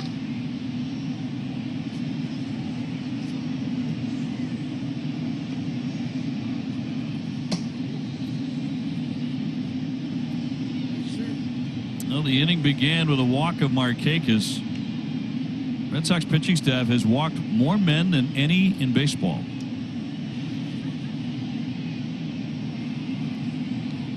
And that has led to so many problems. 0-2. Did he hold up? Nope. He struck him out. Down goes Duvall for the second time, and a big first out there for Stock. Finally throws him a slider that not even close. He's in that hit swing mode. Yeah, I think he's all fastball. He was in on the fastball there and didn't get it. Got that hard slider and Could do nothing to hold up that swing. Lexus is making a pledge to strike out hunger. Every time a Sox pitcher strikes out an opponent, Lexus will donate $100 to the Greater Boston Food Bank. And here's Camargo. He's grounded out, flied out, 0 for 2. Braves in front by a run in the 6th.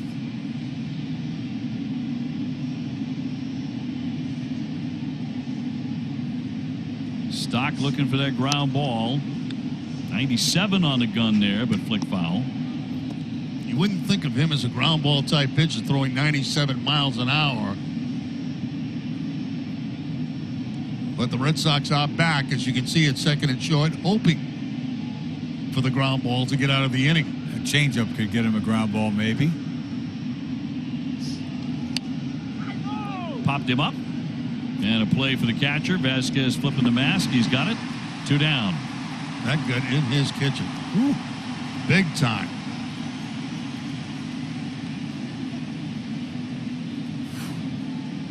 So again, that cross seamer right in his kitchen. Like you said, Jerry, couldn't do anything with it. Right to the label of the bat. So Camargo 0 for 3, and now Inciarte, the center fielder, has grounded back to the pitcher and grounded to short. Stock trying to limit the damage. Darno at third and Riley at first with a run home.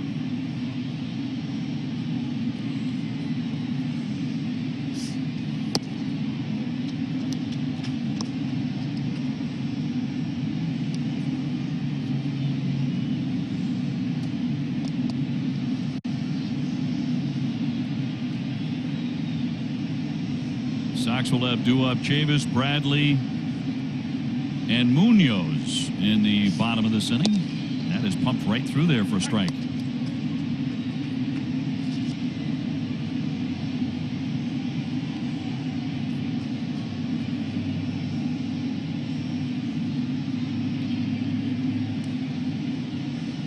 Inciarte started the ball game hitting 188, and now he's behind 1-2.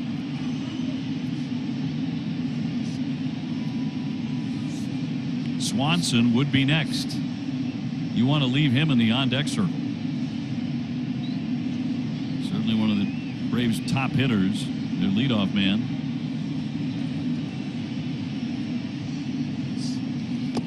1-2 and a stop by Vasquez. Nice play by Vasquez, saving a run right there. Goes to the backhand to make the play on that ball in the dirt. Not expecting fastball in the dirt right there. Kind of the toughest ones to block or catch, the fastball. 2-2 coming. High chop on the infield. Charging on it, Arauz. He throws and safe. And a run comes in to score. That was trouble from the get-go. As soon as that ball was chopped, he got out of the box. Inciarte, you know, just a little cheap hit is what it is. Yeah, with his speed, there's not much you can do about that. You know, Arauz got rid of it as quick as possible, but really no chance at all at first base. He was like swinging and running at the same time. So Renicky coming out. 4-2 Braves. Runners at first and second with Swanson due up. And Austin Bryce will be entering the ball game right here. Pitching change against Atlanta, 4-2. The Braves have the lead, and we'll have more at Fenway in just a moment. This is brought to you by Lexus and the Lexus Strikes Out Hunger program. Hot enough for you? Cool off with a delicious Dunkin' Iced Coffee. The Red Sox in America run on Dunkin'. And by William Ravis, the official real estate company of the Boston Red Sox. The Sox are trailing by 2 now here in the 6th inning. More trouble, men on the bases here for the Braves. Austin Bryce trying to stop it right here. Dansby Swanson has gone 1 for 3 with a double, with runners at first and second, and 2 runs in.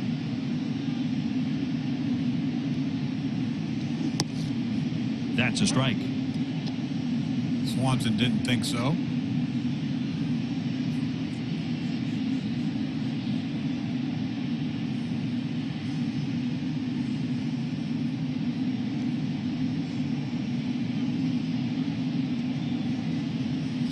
Swanson, one of the best in baseball at going to the opposite field.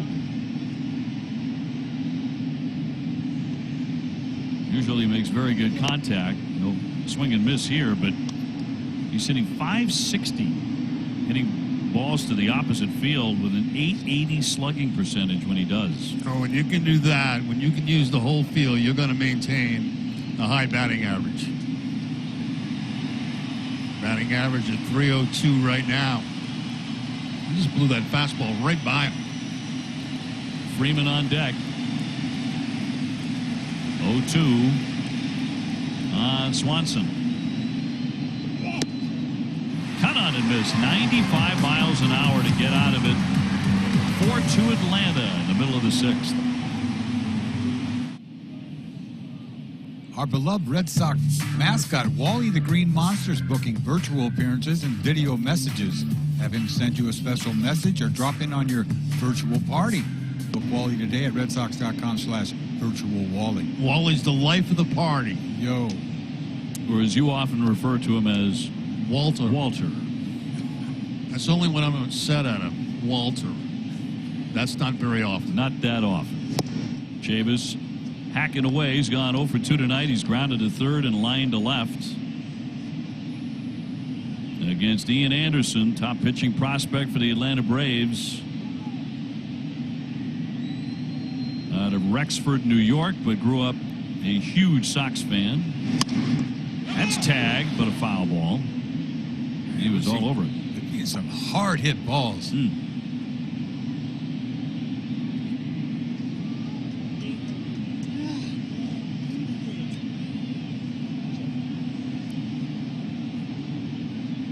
See if he climbs the ladder here with Chavis on the 1-2 count with a fastball. A couple of different options, that or a changeup. Little hook. Little curveball. Got a piece of it.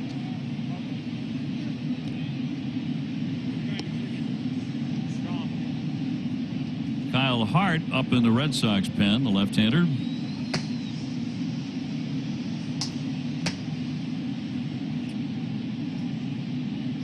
Fastball up. Some discipline there, stayed away from it. Our predictive game question: how many batters will Red Sox pitching face in the next half inning? NESN.com/predict the game if you'd like to play.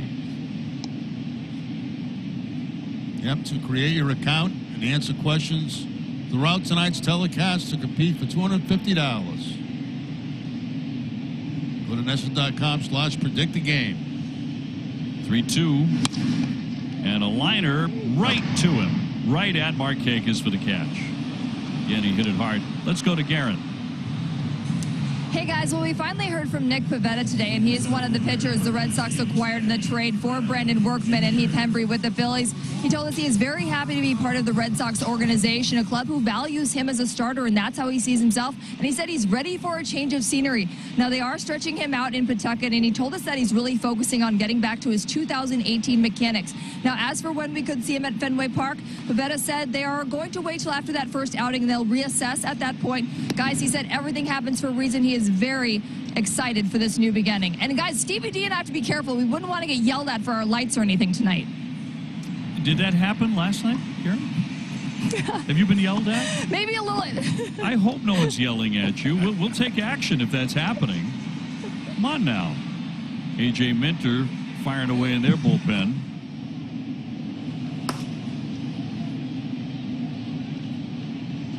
I think everybody's looking forward to seeing Pivetta pitch. Yeah. And runs inside and hits him. So Jackie Bradley struck by the pitch. That fastball way inside, keeps going inside and gets him right off the, a little bit of the hamstring, I would say, for Jackie. Not a bad place to get hit if you're going to get hit. I'm being told that the umpiring crew took exception to Guerin on her previous hit having the light on. They didn't like that. Really?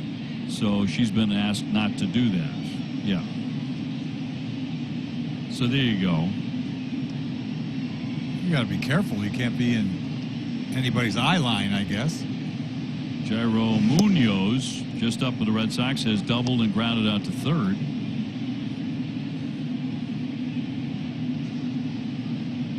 Stevie D has made the necessary adjustment, and so has Guerin, pros that they are.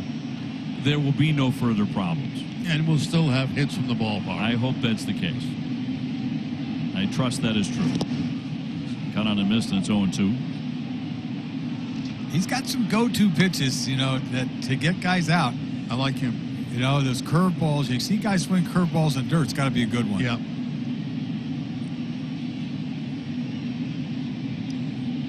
Braves up 2, 6th inning.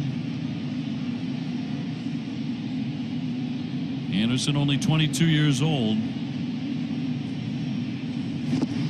Pretty nasty again, and a cut and the miss, and he struck him out. So Munoz fans, and they're 2 away. I don't know how many curveballs we've seen guys swinging the, you know, pitches in the dirt, curveballs. You know what strikes me, Eck, is a guy that's making his second major league start. And his first start was at Yankee Stadium, his second at Fenway Park, and he just looks as totally relaxed as you can possibly look on the mound.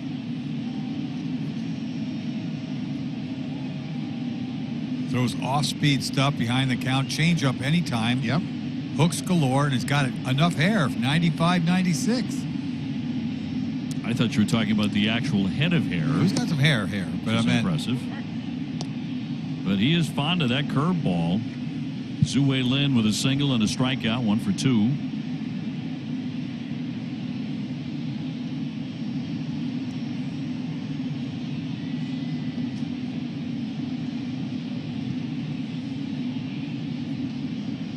One on, 2 out. Throwing more and more of them right now, too. I mean, why not? Straight down.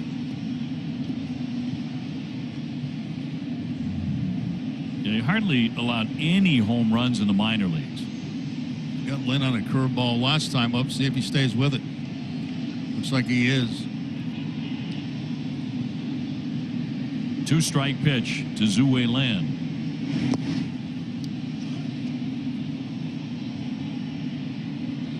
Darno has been real active back there on those breaking balls and the changeups in the dirt.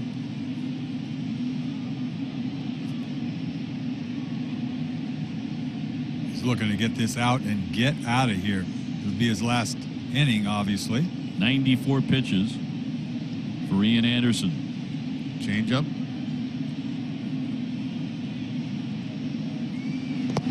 Bounced it again. I've never seen so many balls in the dirt. All night long. Darno has been very busy back there. So is Vasquez. Change up.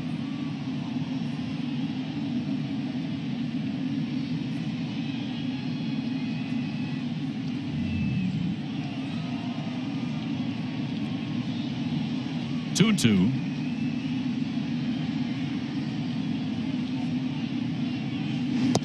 Came right at him, and he struck him out. Side retired, 1.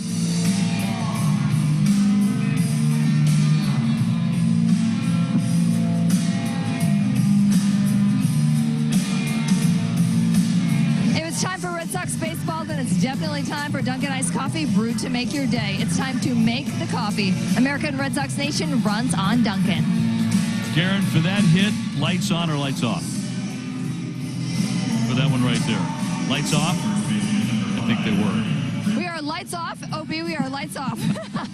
Good. I know Yeah, it you're has to be lights off. That was just a read. So. just a read. Unless you needed the light, you know, to read the copy. But top of the use your 7th. phone for that. Yeah, I do.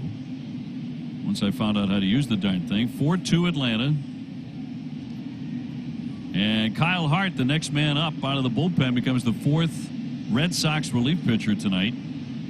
He'll get Freeman, Ozuna, Markakis. Very tough part of the Braves batting order, and he deals ball 1. This will be something new for Kyle Hart. 3 starts, not a lot of success, you see. Working out of the pen for the first time. See that batting average against him of .395. Freeman's been hit by a pitch. He's popped up. He's taken a walk. He's got a 14-game hitting streak on line.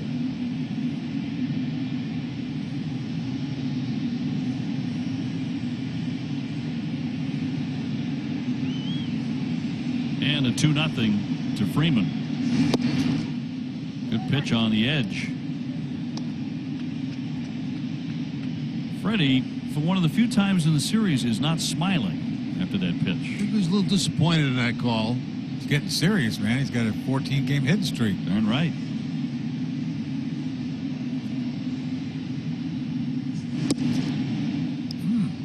Missed there, 3-1. Ryan Weber got the start tonight.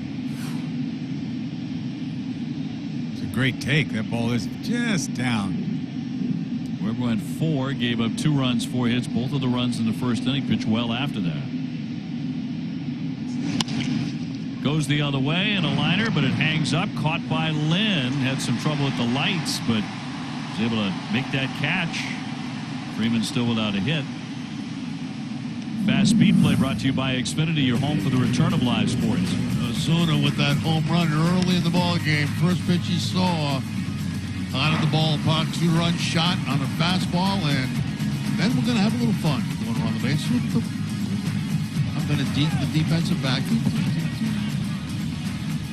I'm finally going to come around and score. His 9th home run.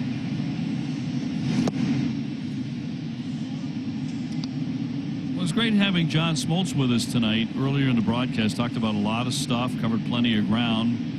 A Hall of Famer who did it much the same way that Dennis Eckersley did it. Went from being a great starter to a world-class closer. Smoltz went back to being a starting pitcher after that. Yeah, that's, to me, probably the toughest thing to do is go back to starting after that and being successful, which he did.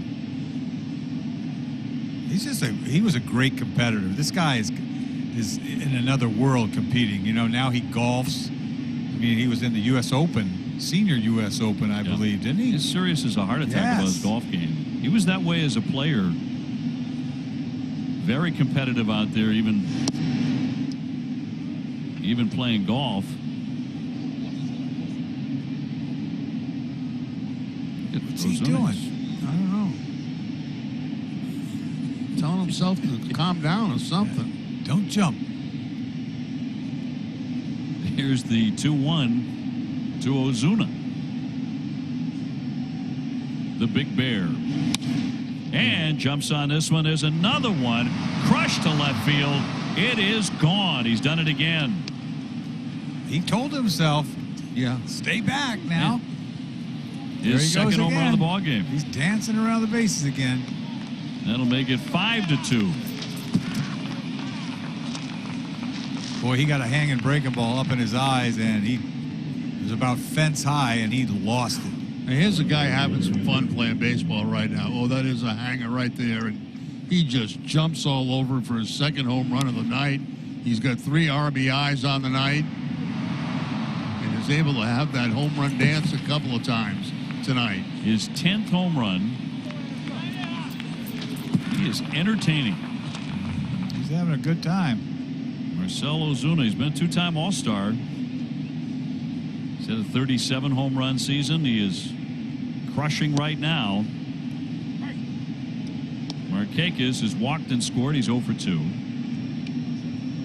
mean, he was telling himself something very serious at the plate. Oh, yeah. And continued to pound it in his head. And then he goes deep. It was a little jumpy up there, and he said, stay back, and you'll get yourself a hanging breaking ball and lose it. He's enjoying Fenway.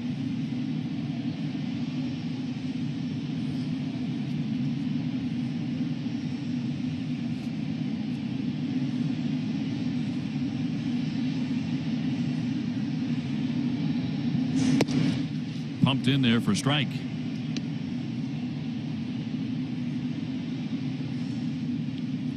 Ozuna hit a home run off Garrett Cole on the 26th of August that went 469 feet, which was the second longest of his career. Yeah, Garrett Cole's been giving up some home runs this year, hasn't he? He has. He's given up 12. they have not been leading to piles of losses, but he has been giving up home runs. You knew sooner or later he was going to lose that streak. I mean, 20 in a row, whatever Finally it was. did, yeah. Tampa Bay beat him. They're 7-1 against the Yankees. In tight for a ball. Our predictive question: how many home runs will the Red Sox hit in the next half inning? It goes 0 to 4 or more. Well, we got 9-1-2 coming up. Jerry's giving you a heads up. And if somebody can reach, Devers comes to the plate. Jerry's been playing. Kind of like the game, you know? Yeah. Gives fans a chance to put their analyst shoes on. You got to plan ahead now. Not that tough. 5-2 Braves in the 7th.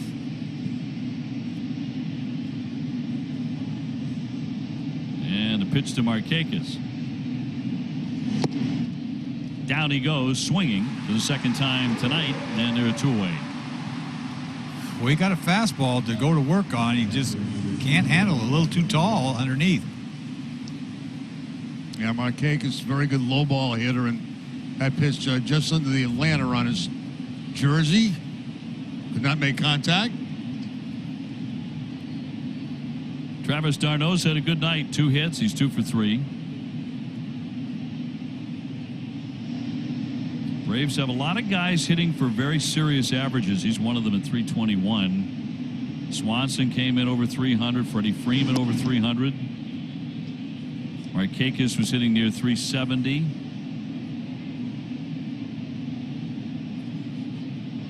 It's a good lineup. And they're missing Acuna Jr. And Albies as well. Now, this is one of the better teams that we have seen come into Fenway. Yes. This year. No doubt. They were one of the best teams in baseball last year. Won 97 games. They lost to the Cardinals, didn't they? The question is, and you asked this of John Smoltz, and I think it's still an open question, did they do enough? Do they have enough pitching? Well, you got to like their bullpen. Smoltz loves their bullpen. Base hit into right field. 3rd hit of the ball game for d'Arnaud. He's on with 2 down.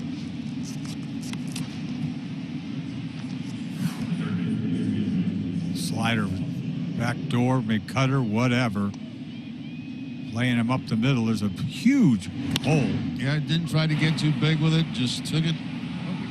Ball's away from him. Just took it to the opposite field. Nice little big hole over there, and he picks up his 3rd hit of the night.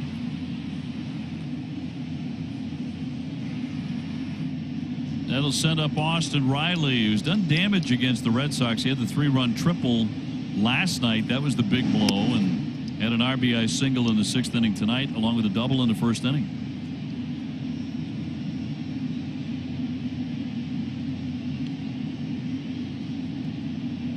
So 2 for 3. He's hit 6 home runs. I'm impressed with this Riley. He's been hot for them. Had some big hits in this series. But defensively, he looked good. He's looked very good down at 3rd base, yeah.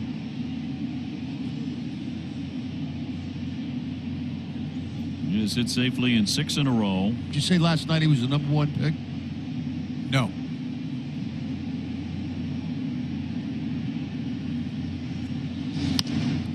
Fouls that one away. 1 ball and 2 strikes. He was drafted in the 1st round. First round. In 2015 out of high school in Mississippi.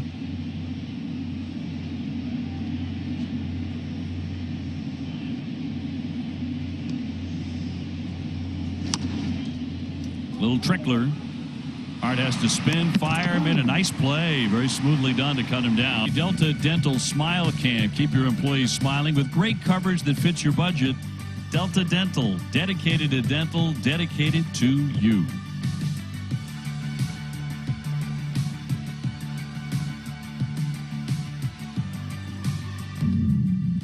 Bottom of the 7th inning on the way. 5-2. The Braves have the lead. They've out hit the Sox 9-6. A.J. Minter, very tough lefty, as you can see by that ERA, 0.73. That is the 4th lowest in the majors. 15 strikeouts in 12 1/3 innings. Throws hard, 95 with a cutter. Arauz, first man in. He's gone 0 for 2. Trying to start something here as we get into the late stages at Fenway. Verdugo on deck.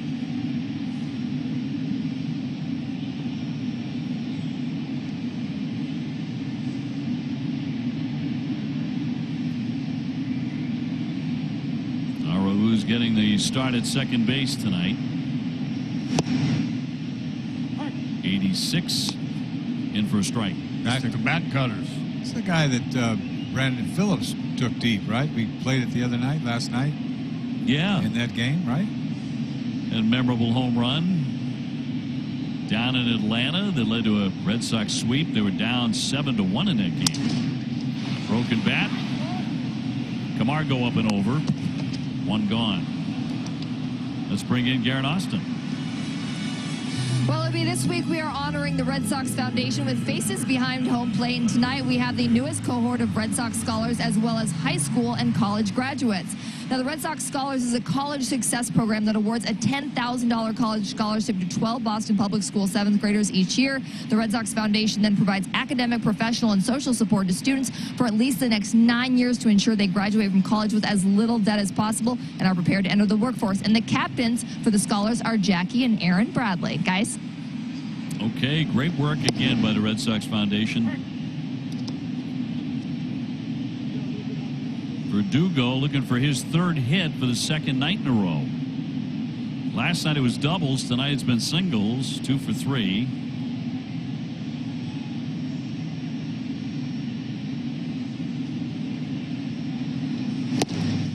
Big cut and a miss. Talking about that Brandon Phillips home run as we flash back a couple of years ago. That's a lean job. Look at that lean. You can't help but laugh at that every time you see it. That's the definition of leaning on something, isn't it? That was some moment. I mean, all the great stuff that happened that year, that was up there in the top 5 in the regular season. It was his Red Sox debut. He had a nice career. He did. It was the highlight, certainly, in the Red Sox portion for him. That was the bigger version of Brandon Phillips. That was a fun series, you know, against a very good Braves team, an emerging talent in the National League, but the Red Sox went there and swept.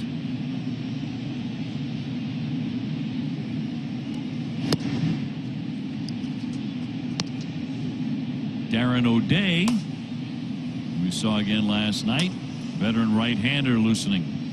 Phillips went in that Lee, Sizemore, Lee, and Phillips deal for Bartolo Colon. Remember years ago?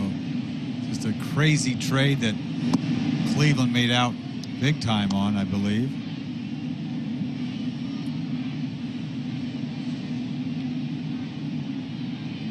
Is Bartolo Colon done? I think so. I mean, he always talked about maybe coming back. Yeah. Saw pictures of him working out. Take it to the house, Bartolo. Yeah, no, he's played forever. 3-2 and a pop-up. That'll drift into left, backing out Riley. Coming on Markakis to make the play. 2 gone. 3 guys wanted that. 3 guys, and 2 infielders get called off by the left fielder. He's in control. He's in command. He has the final decision. You can hear him yelling for it too. I got it. I got it. I got it. Once you hear that as an infielder, get out of the way. Swanson took his sweet time getting out of the way.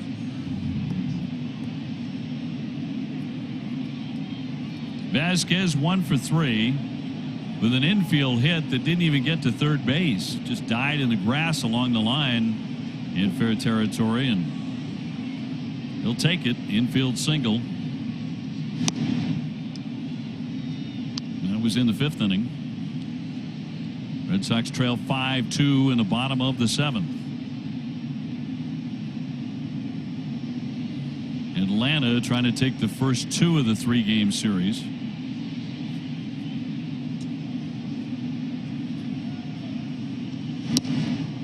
Off the outside part of the plate. He's got a little changeup too.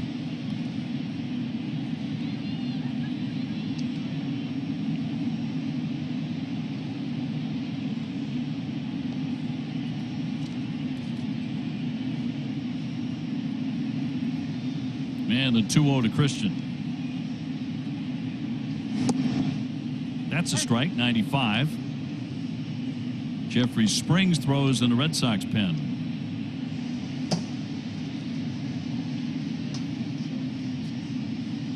Vasquez is leading major league catchers in caught stealings. He's thrown out 6 men. He's at 33% for the season. He's typically a little higher than that, but nobody's thrown out more base stealers. 96 away and 3-1.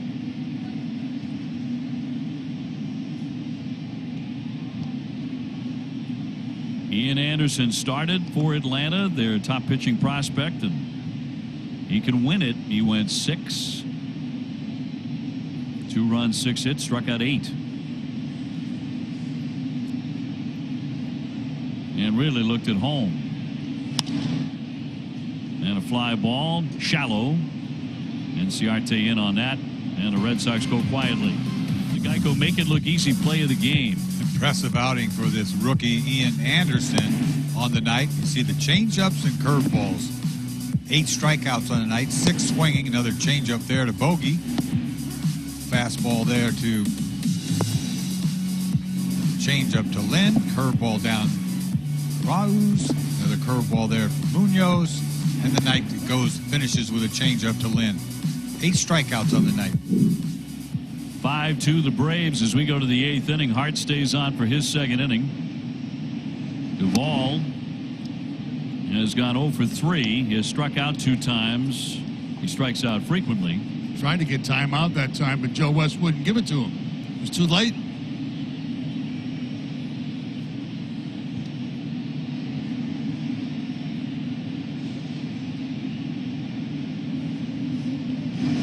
Duvall has been around a little bit. Started his major league career with the Giants in 2014. He's also played for Cincinnati before coming to the Braves. Hit 33 home runs in 2016. Drove in 103 runs. Cincinnati? With Cincinnati. Next year he hit 31 home runs for them. He also struck out over 160 times both years.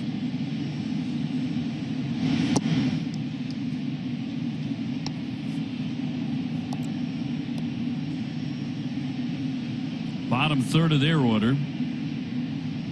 They get Shane Green going in the pen. Bullpen that has really been the backbone of their ball club. Certainly of the pitching staff.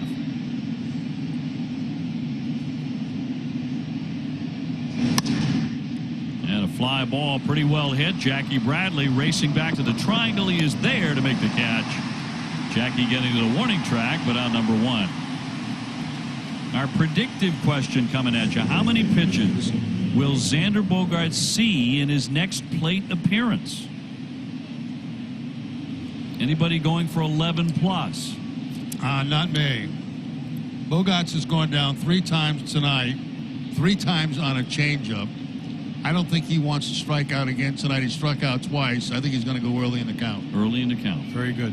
Now that's analysis of a predictive question. That's how you do it right there. I'm just speaking from my heart, because if I was 0 for 3, I'm looking to go early. You're facing a tough right-hander. Yep. And with the strikeouts, too, because he's fanned 5 of the last 7 times. Right.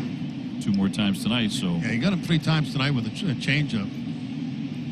2 strikeouts and another out. Camargo is 0 for 3. Hard looking for a fast 8th inning. He's fallen behind 2-0. A little bit too low for ball 3.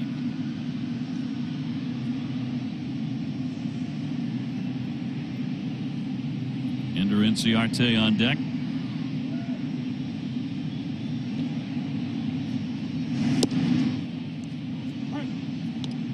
Braves have gotten 2 home runs from the Big Bear, Marcell Ozuna, his nickname, and both of them absolutely torched. First inning and again in the 7th inning to give him 10. Cut on and missed. 3-2.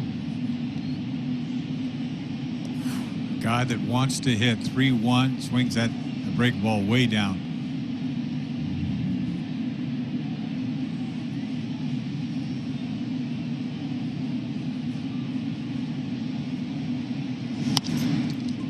Fastball and a base hit. So Camargo on with a single with 1 down in the 8th. See a doctor from Beth Israel Deaconess Medical Center right from your own home. Telehealth options are now available for many BIDMC services. Find out more at BIDMC.org. Kind of heavy night of the promos, Zach. You've had quite a few. You think? Yeah. You feel all right? I mean, not really. It's not bad. Nothing serious. I think you've done a wonderful job pacing yourself on the promos. We had that new Green Monster out tonight. That's a first for that. Yeah. Wally the Green Monster is doing virtual partying. I don't even want to know what that means, actually. Wally will do anything you need for parties. Wally's virtual partying. That's a first tonight. Yeah. Camargo on with 1 away.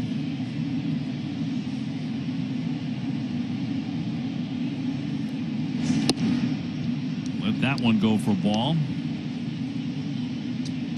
That would be hard to call a game if we sat here and had that view all night. Think about it, Jerry. Oh, yeah, no, the center field view is much better than that, but I kind of like it every now and then. You know, I don't want to see the pitch on it totally.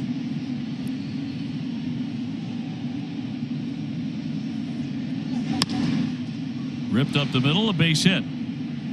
Camargo up to second. Inciarte with his second knock. He's 2 for 4.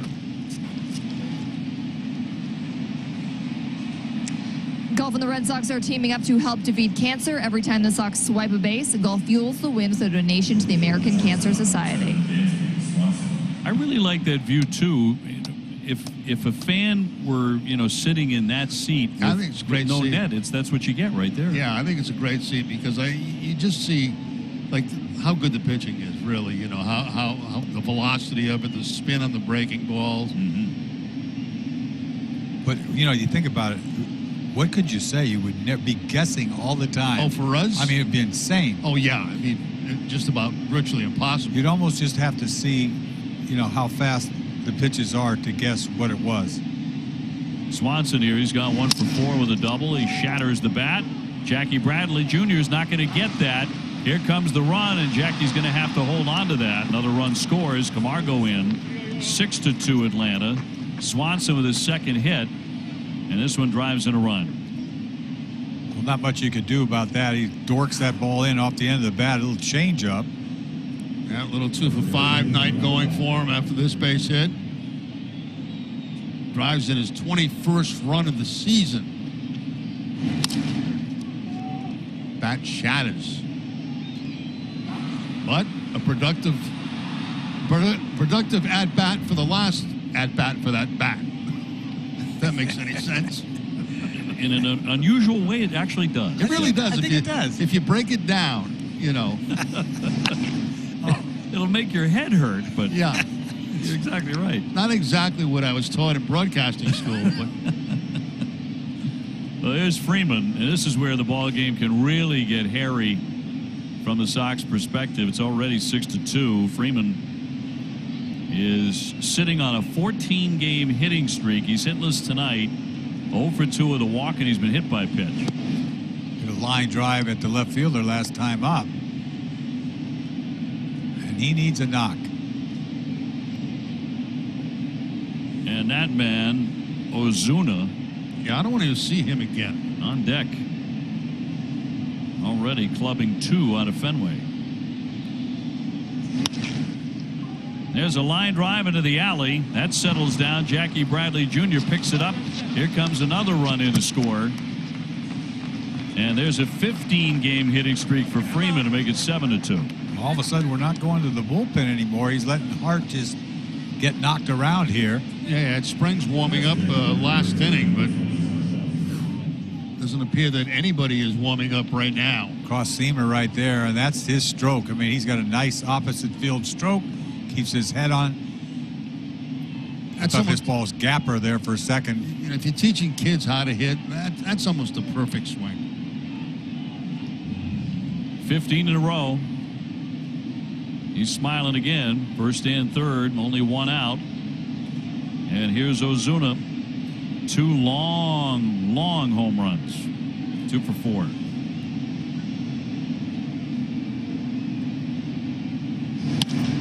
He jumps on that one. Dead center. Watch this one fly. Oh, my goodness.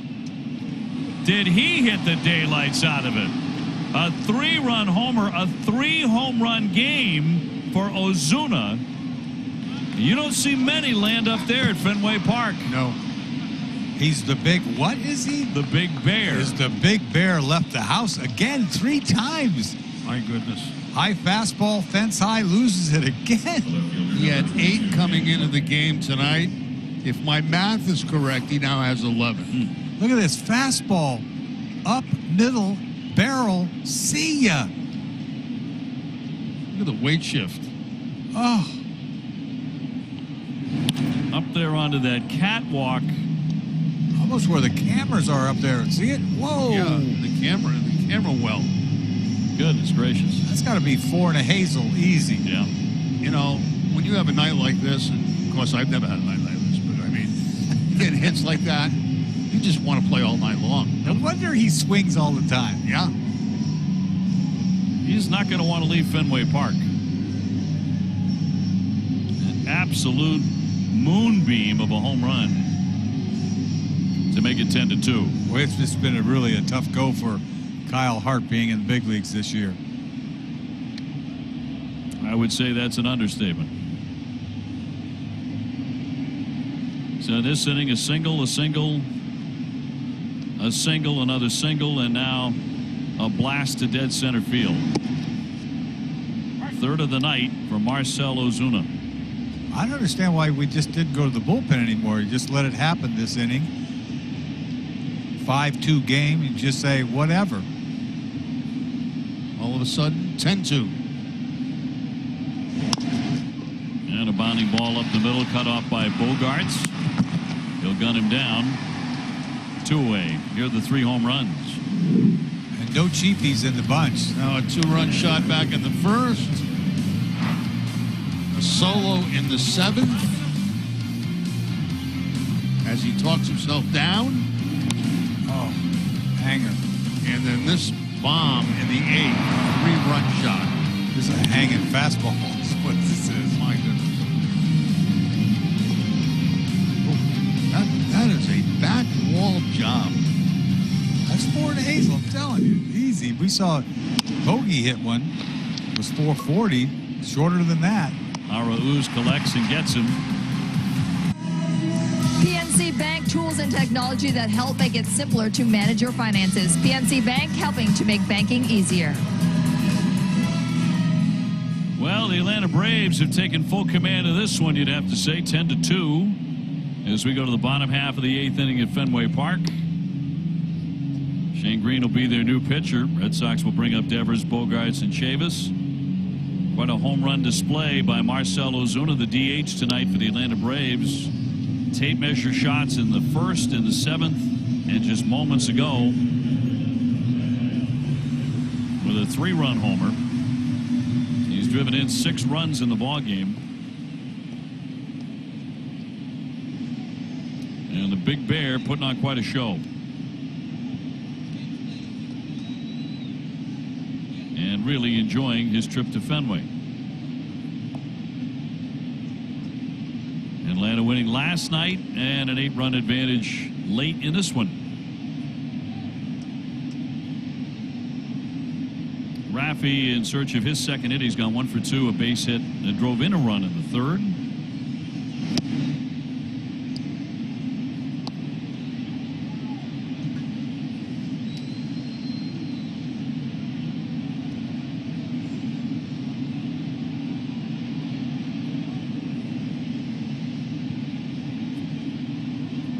And a 1-0 from Green. That'll be a strike, says Joe West.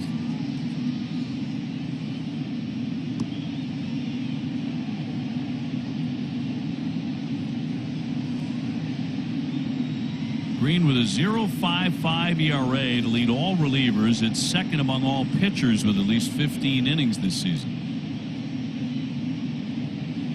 So they're throwing back-to-back guys with ERAs below 1. He had a nice year last year. Came over from Detroit at the trade deadline. He made the All-Star team last year with Detroit, I believe.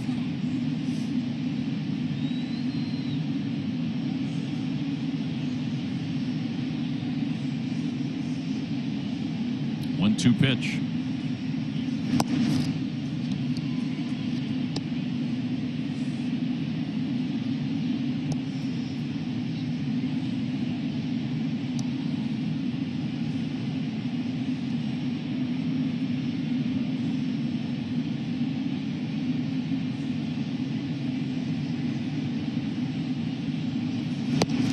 And on the corner and struck him out. So Devers fans, one man away. That was strange at bat. Speedway donates $500 to Boston Children's Hospital for every Red Sox home run this season. All donations raised will stay local to support Boston Children's Hospital.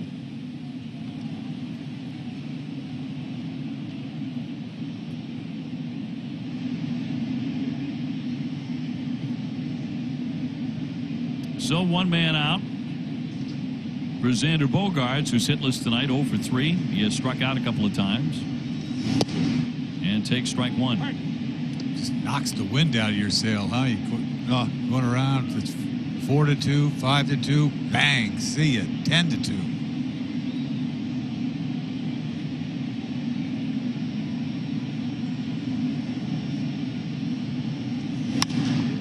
Swinging a high fly ball. Hit to left field, looking up, and that ball is off the wall. Karam's back to Markakis, and that'll be a double for Xander Bogaerts. His first hit coming with one down in the 8th. I told you Xander was going to swing early. He wasn't going to get to 2 strikes in that at bat. Plants it off the left field wall to pick up the double. Little slider, it looks like, right here, and gets the good part of the bat on the ball.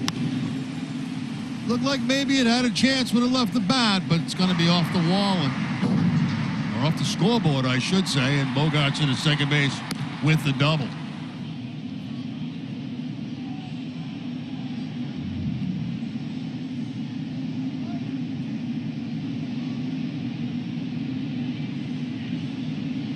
So here's Chavis, who has gone 0 for 3 tonight. He has made contact all 3 times. In fact, he's hit the ball hard on 2 occasions. Lining to left in the 4th and again in the 6th inning. 10-2 Braves.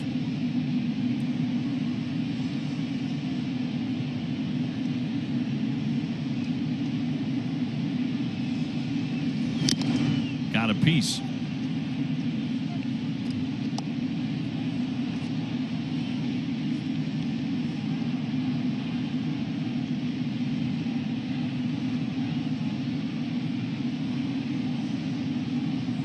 Tonight, the 5th time this season. Check it, the 6th time this season that the Red Sox pitching staff has allowed 10 or more runs.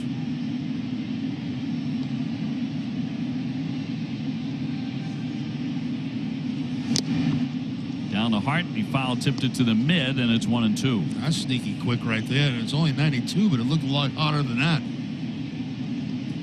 Look at short arm that fastball up the home plate. Always looks harder when somebody swings and misses.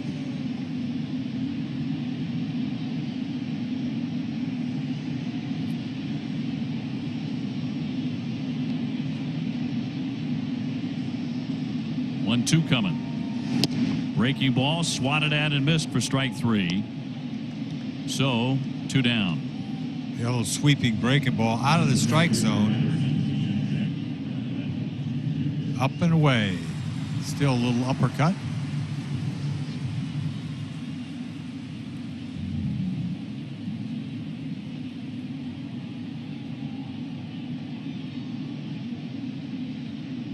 2 gone for Jackie Bradley Jr.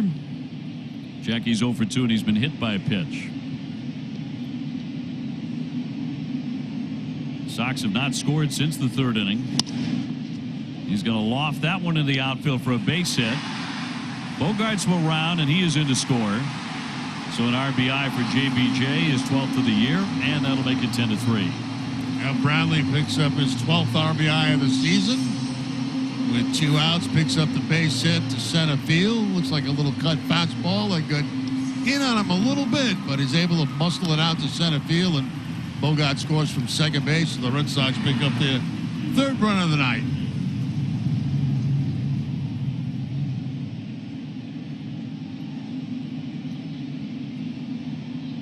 Munoz with a double around a strikeout and a tapper to 3rd. See his numbers with the Cardinals. Gyro just called to the Red Sox today. He's the DH tonight, and he looks at a strike.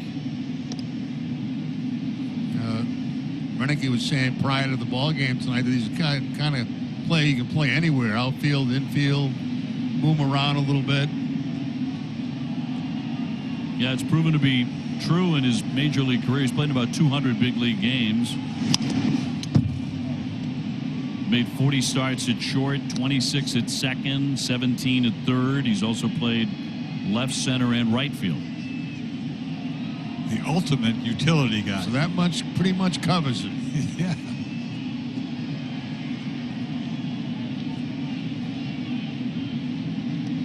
He's in a hole, 0-2, run in. As the Sox are down 7 late.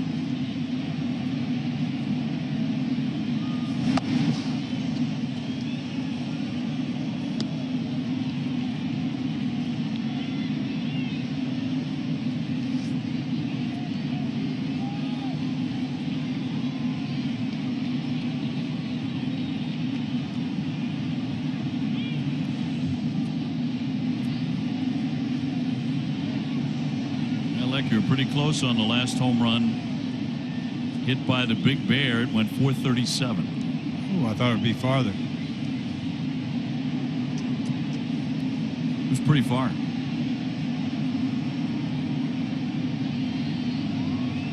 Up onto that camera well up the catwalk area in center field. Over the batter's eye. That's a shot.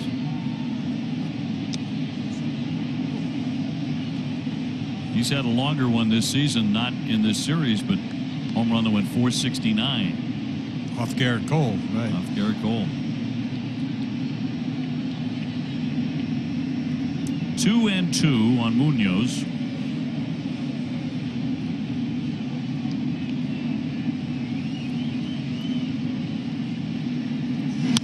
Breaking ball, and he'll drive that one foul.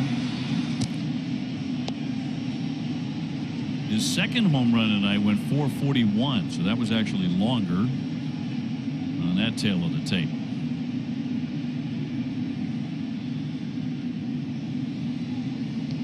He has been having a blast here this evening, quite literally. 1,300 feet of blast. 2-2 to Munoz up top.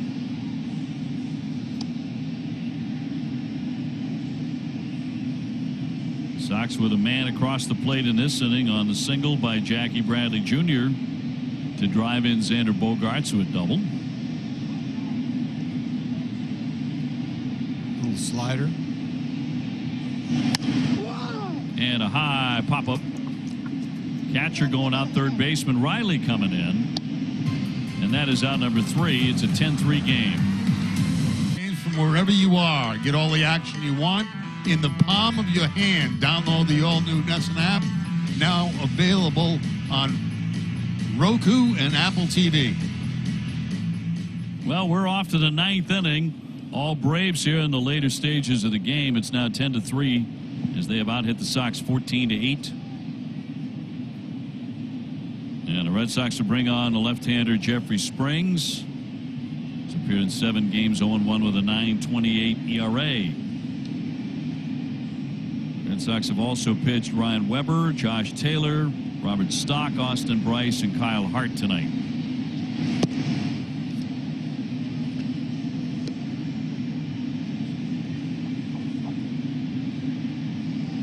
Riley has gone 2 for 4. Good night for him with a double and a single.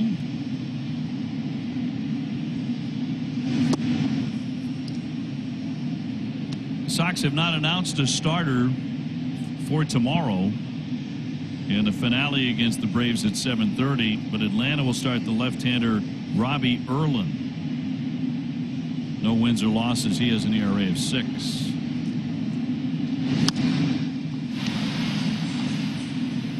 And then the Red Sox will invite the Toronto Blue Jays into town for a very long series, a 5-game series, which includes a doubleheader of a game not played in Buffalo, which will now be played at Fenway.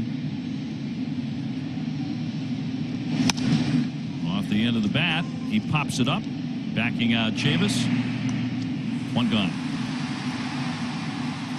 Time of the Amica pitch zone replay. A fairly big punch out at the time for Bryce. He came in to clean up the 6th inning, and he got 3 pitches to Swanson, all high fastballs, and puts him away. Discover the insurance that meets the highest standards. Yours. Experience Amica Auto, Home, and Life Insurance. Duvall is 0 for 4. He has fanned twice. He's flied to center field twice. With a victory, Atlanta would improve to 21 and 14. Sox would drop to 12 and 24. And the Braves would take the series, which is somewhat momentous for them, because the Red Sox are unbeaten in their last 15 series against the Braves. That goes back to 2005.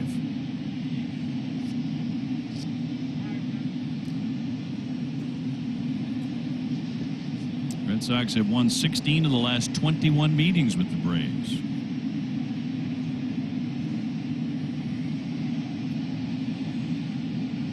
Two.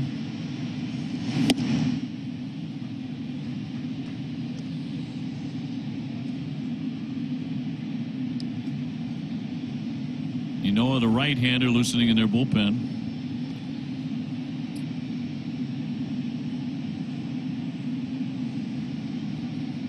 And a 1-2.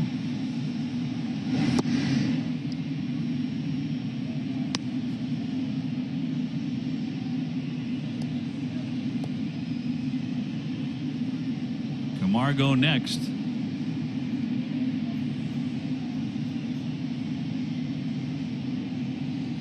Atlanta exploding for 5 runs in the 8th inning to really put a stranglehold on this one. That's low again. So 3-2.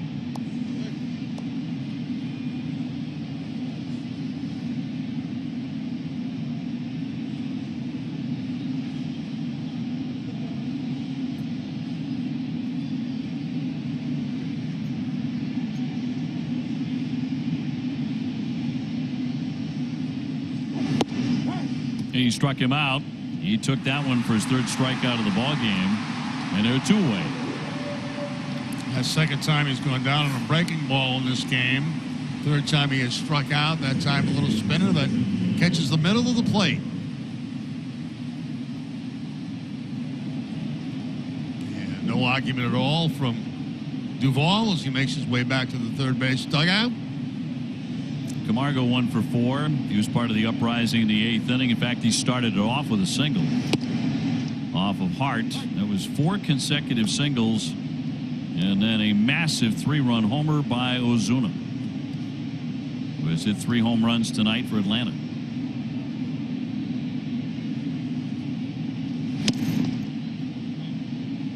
Oh and 2.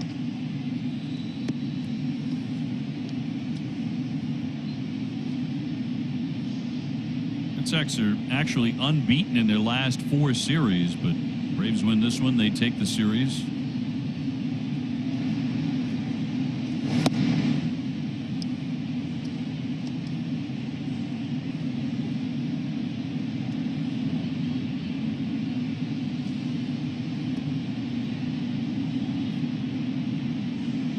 This one tight for about half the ball game.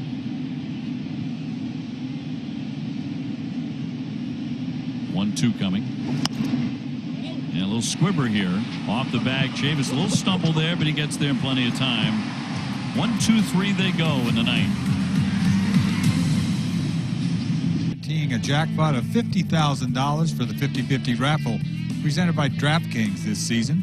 Fans in Massachusetts who are over 18 can buy tickets at redsox.com/5050 now through the 8th inning of game on September 6th. See official rules for more information. Bottom of the ninth inning, 10-3 Braves. Huáscar Ynoa, 22-year-old from the Dominican Republic, to make an appearance here. And we'll get 8, 9, and 1 for the Sox. That includes Verdugo, who already has 2 hits tonight. But not enough offense for the Red Sox. And certainly not enough pitching. Well, again, the game was tight for 5, 6 innings before the Braves really busted it wide open. Zue Lin 1 for 3 with a single. He's also whiffed 2 times.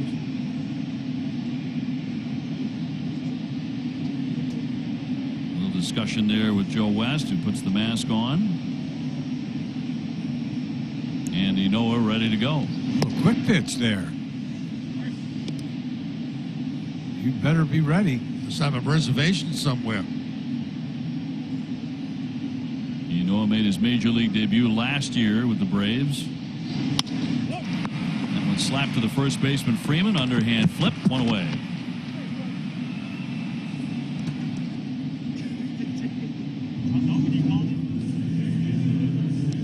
So Jonathan Arauz will climb in. Freddie Freeman did extend his hitting streak to 15 consecutive games. He did it in his last at bat, so a little drama there. Drove in a run with a single in the 8th inning. Well, nobody swung the bat better than Marcell Ozuna. One of the better hitting performances you're going to see all season. He hit 3 home runs, all of them monster shots.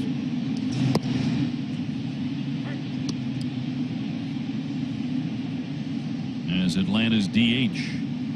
Sox will have to face him again tomorrow night in the finale of the series. Looking like Atlanta's going to be going for a sweep.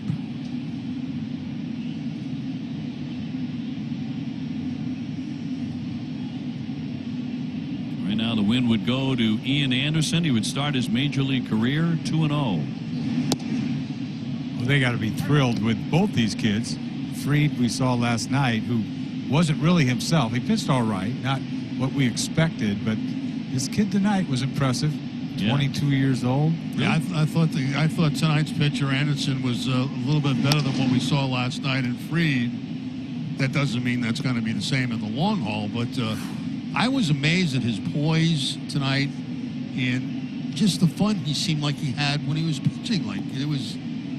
Usually you would think he'd come in his second major league start being nervous as heck, but he wasn't at all. I mean, he just kept doing what he did, which was change-ups, curveballs down, and had a pretty good fastball. So as it stands, he's going to beat the Yankees and the Red Sox in his first two starts. Major league starts. And this is a guy who grew up watching the American League East and following the Red Sox very closely. Huge Sox fan, so this had to be a thrill and a half to pitch inside Fenway Park for him. And he looked like, while he was warming up, and you commented on it, Jerry, the big smile on his face, how loosey-goosey he was. He looked like a guy who was living a bit of a dream. Yeah, looked like he was happy to be here. Definitely. Pitched that way. But he's ready. I mean, obviously. Somebody they developed, a first-round draft choice out of high school that developed in their system, says a lot about their system. So maybe the Braves do have enough starting pitching. I don't know about that, because that's all they've got. That's it. I mean, they have struggled. Not as bad as we have, but for a team that's in first place, if you see what their starting rotation has done. Two entirely different conversations there, yeah, right? Hello. But to be in first place and not having the starting pitching says a lot about this club. And if they do get somebody back, whether it's Hamels. Going to walk him here. Arauz is on with a 1-out free pass. Well, you got to have a bullpen today. If you're going to make a long run, you got to have a quality bullpen. They do have that. No question. Snitker, the manager. His team in first place in the East. And poised to win their 21st game of the season. Verdugo singled his first 2 times up. Alex is 2 for 4, hitting .312.